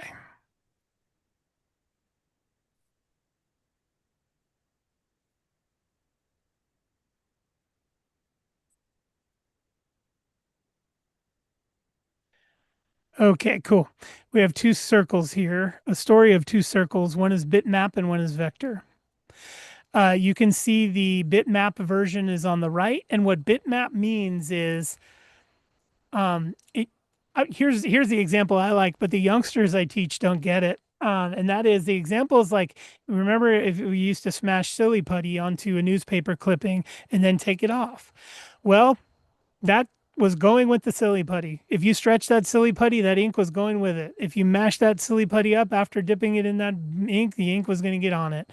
I feel like the one on the right, the bitmap, is sort of like it's silly puttied. There's nothing you can do with it. It's locked in. It'll never be able to come off that silly putty. And that's how I treat bitmap. Bitmap is nothing you can do with a bitmap image. But if you look at the vector right next to it, no matter how close I zoom in, and check that out, you got the right, which is bitmap, and the left, which is vector, stays crystal clean. The reason that can happen is because the one on the left is actually a mathematical equation being recalculated every time I zoom in on the thing. That's the magic, is the one on the left is a mathematical equation that does not care about my zoom level. It says, oh, you want to see this at 100% zoom? Go ahead. I'll redo the math so it's perfect when you get there. Oh, you want to see this at 5,000% zoom? Go ahead. I'll redo the math so it's perfect when you get there. The one on the right doesn't know math. For some reason, it never learned arithmetic. So when you zoom in on that thing, it says, this is all I've got. These blocks in this size is all I can give you because I don't know math. I cannot recalculate. So these blocks in this size is all I can give you. And believe it or not, Harmon, to your question is, the one on the left is less expensive file size wise than the one on the right. Let me repeat that. The one on the left is less expensive than the one on the right. Why? Because it's a mathematical equation that's carried in the package. The one on the right is brute force pixels that are carried in the package, and they cannot be reduced because that is the minimum. So you're actually better off with the file size when you recreate these things from vector, because it's a series of mathematical equations that get stored, not actual bricks, not actual pixels. So that's the thing I love about taking full control, is that from this distance, they might look like two dots, but once you zoom in a little bit closer, you can really see the difference between the two. So those mathematical equations that make up vector images are incredible. Now translate that to full-size logos like what we have here, and take a look at the remarkable difference if I put these two sort of side by side and zoom in. Look at this HP logo, and then look at this HP logo. Not a pixel in sight. And the one that has all of the fidelity, this one here, is less expensive than this one here in terms of file size. So hopefully that was able to clear it up a little bit. But yeah, those vectorized pieces are actual mathematical equations that are your friend, that recalculate. Now, just one small thing before I move off of that is mathematical equations can be expensive too. If your document is made up of 500 pieces of vector that are mathematical equations, that means you're asking the processor to process 500 simultaneous mathematical equations over and over again. So there have been vector files that are moving very slowly for me because I have not optimized it. Too many mathematical equations are being asked of the computer's brain. But there's ways to optimize that by simply grouping them, and then it reads them as one piece until you're ready to ungroup them and use them again. So these strategies become very important as you dig into being somebody who wants full control over their imagery or over their assets. You start having to answer these questions about, well, how do I avoid this, or how do I get around that? And there's different strategies for doing that. Things, like the silly putty analogy, if it's a bitmap item and you you either shrink it or expand it or move it out, it distorts. It doesn't hold what it is, and so it distorts. And then with the bitmap version, what's interesting is you can have a small circle or a big circle. And if they're a circle, the big one doesn't take up any more file size at all because that calculation is still the same. Whereas a bitmap, if you get it bigger, it becomes huge. 100%. Yep. Well put. And let me just show you this. Bitmap is all about tricking you. That's what a bitmap is all about. In fact, the word or the acronym JPEG, Joint Photographers Expert Group, that's what JPEG stands for, is a group of people who got together and basically said, how can we best trick people's eyes? And the JPEG group got together and said, people's eyes don't see pixels very well at a distance. So that's why JPEGs are good for small file size, but once you start zooming in, they're not good. The reason I'm sharing my screen again, because at this distance, can you tell which one is the vector and which one is the bitmap? No, because at this distance, bitmap does a good job of tricking our eye into thinking that it's a smooth curve. But we know better when we start to zoom in on bitmap, we can start to see, wait a minute, that wasn't really a smooth curve. When it was back here, it looked like it was. But the minute I started to zoom in on that smooth curve on the right there, I started seeing that those are there just to trick my eye into thinking the curve is smooth. The one on the left is a smooth curve and can be nothing but a smooth curve because it's a mathematical equation that can't be interfered with by any sizing or resizing at all. And that is such a gold thing to understand. If you guys can walk away understanding that today, it is gold. Because when you find an image that you like, but you run into these limitations, you now know, okay, that's a bitmap that's going to stop there. I either need to find the vector version of this logo or I need to recreate it. And I think that for me is where the rubber meets the road. When I need to do something, I'm either going to find the mathematical equation version of that asset or I'm going to create it myself because I want full mathematical control over every pixel, which is how I get the best outcome. Again, I'm on a side of the spectrum that's very extreme. I will spend hours redoing something because I want full control over it. But I appreciate and respect the other end of the spectrum who's like, hey, man, I don't want to create every element. I just want to assemble elements into a competent composition. I applaud you. You're saving yourself time and headache by doing that.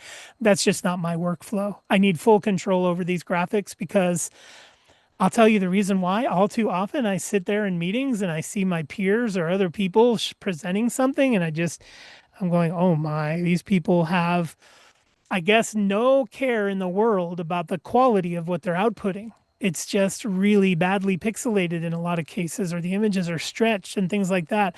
Not to knock any of my peers or colleagues, I love them all, but there are times when I just scratch my head and go, you could have really done a little bit better quality imagery than that if you're presenting to people. So if you are somebody who really does want to get to that pixel level control of things so your outcome is beyond reproach, I'm your guy. I'll help you. We can walk through it together. It's like a what do you call it? Recovery group for those who need pixel level control. But I also respect those of you who are on the other end of the spectrum and really just want to assemble something. But for both of you, Affinity Designer is the incredible go-to tool, in my opinion. And Pete, last question we have from Lena. Yes. Lena, you've been very patient. Thank you. I Oh see your hand up. no, this is so fascinating. I'm not into the visual arts, but I am into the writing, which needs to interface with people who are doing visual arts. So I was wondering about the affinity on the publishing part. Is there a writing part that will, okay. And then you said a long time ago that you worked with Blender also. Oh yeah. And so would this, because that's what this will be interfacing, my writing will interface with some people who are working with Blender and stuff like that. My goodness, really? That sounds interesting to me. Blender, you mean the 3D modeling application? Yeah, no, not the modeling, the animation. Oh yeah, Blender is huge for animation. Wow, that's so cool. Yeah, I think your question was, does Affinity have a sort of publisher suite? Yeah, it sure Yes. does. Right in the interface, I'll just go back to my share and show And then you. the other question is, if I'm working on an Apple, can this be translated easily to HP or something like that? Yeah. Another great question is like if you are on a Mac and you're using the Affinity software and you save an Affinity file, can a friend who's using Affinity on a PC open that same file and be able to work on it alongside you to collaborate? The answer is yes, absolutely. Oh, The fantastic. Okay, you yeah. sold me. Yep. You sold me. It's learning. So when you're Okay, teaching the classes, will you be incorporating some of that, or is it mainly the art part?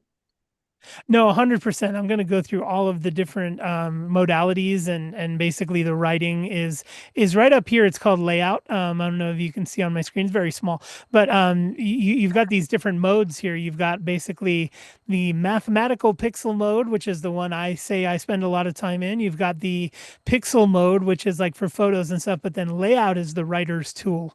It has a lot of text flow layout things and image placeholders, or it's what for people who used to use InDesign maybe, or Publisher, people like that. So for free, I would get in here and check it out. Maybe watch a tutorial or two that is not mine because they don't exist yet. But hopefully you'll find something that will get you through your first bit there. Thank you. You're welcome. Thank you. Great question. Well, Pete, again, wonderful. And you've got a lot of us sitting here going, please, please, soon, soon. We want it. We want more Pete. So we're looking forward to that. And you know, it's been a long time coming and it would be wonderful. So look forward to that. And thank you again. That was so insightful and gosh, right on time. That I can't believe. Yeah, that's the most remarkable part is that we're finished Yeah. almost on time. But I just want to say thank you, Ken, and the rest of the team. You know, this is my favorite place to hang out. I do a lot in my day job, but I really like this group. You ask the questions that keep me challenged, and I love that. Yeah, looking forward to doing some more MacNexus things. But building this studio was the biggest obstacle between me and offering, the ability to broadcast from somewhere. So now that I've got this Apple First Studio built and I can now broadcast confidently from this space, next comes building the structure of what we're going to do next. So your support has been amazing. Thank you, everybody who keeps expressing interest in next steps. And I think the biggest hurdle has been leapt. And now it's time to just start generating some content and figuring out what the future looks like. So thanks for your support. Really like being here and hanging with you guys. Please have me back soon. And we'll see you soon for some Empower Tech Labs stuff. Thank you. Thanks, Pete. Thanks again. All right. We'll see you next time. Bye-bye. Have a great one.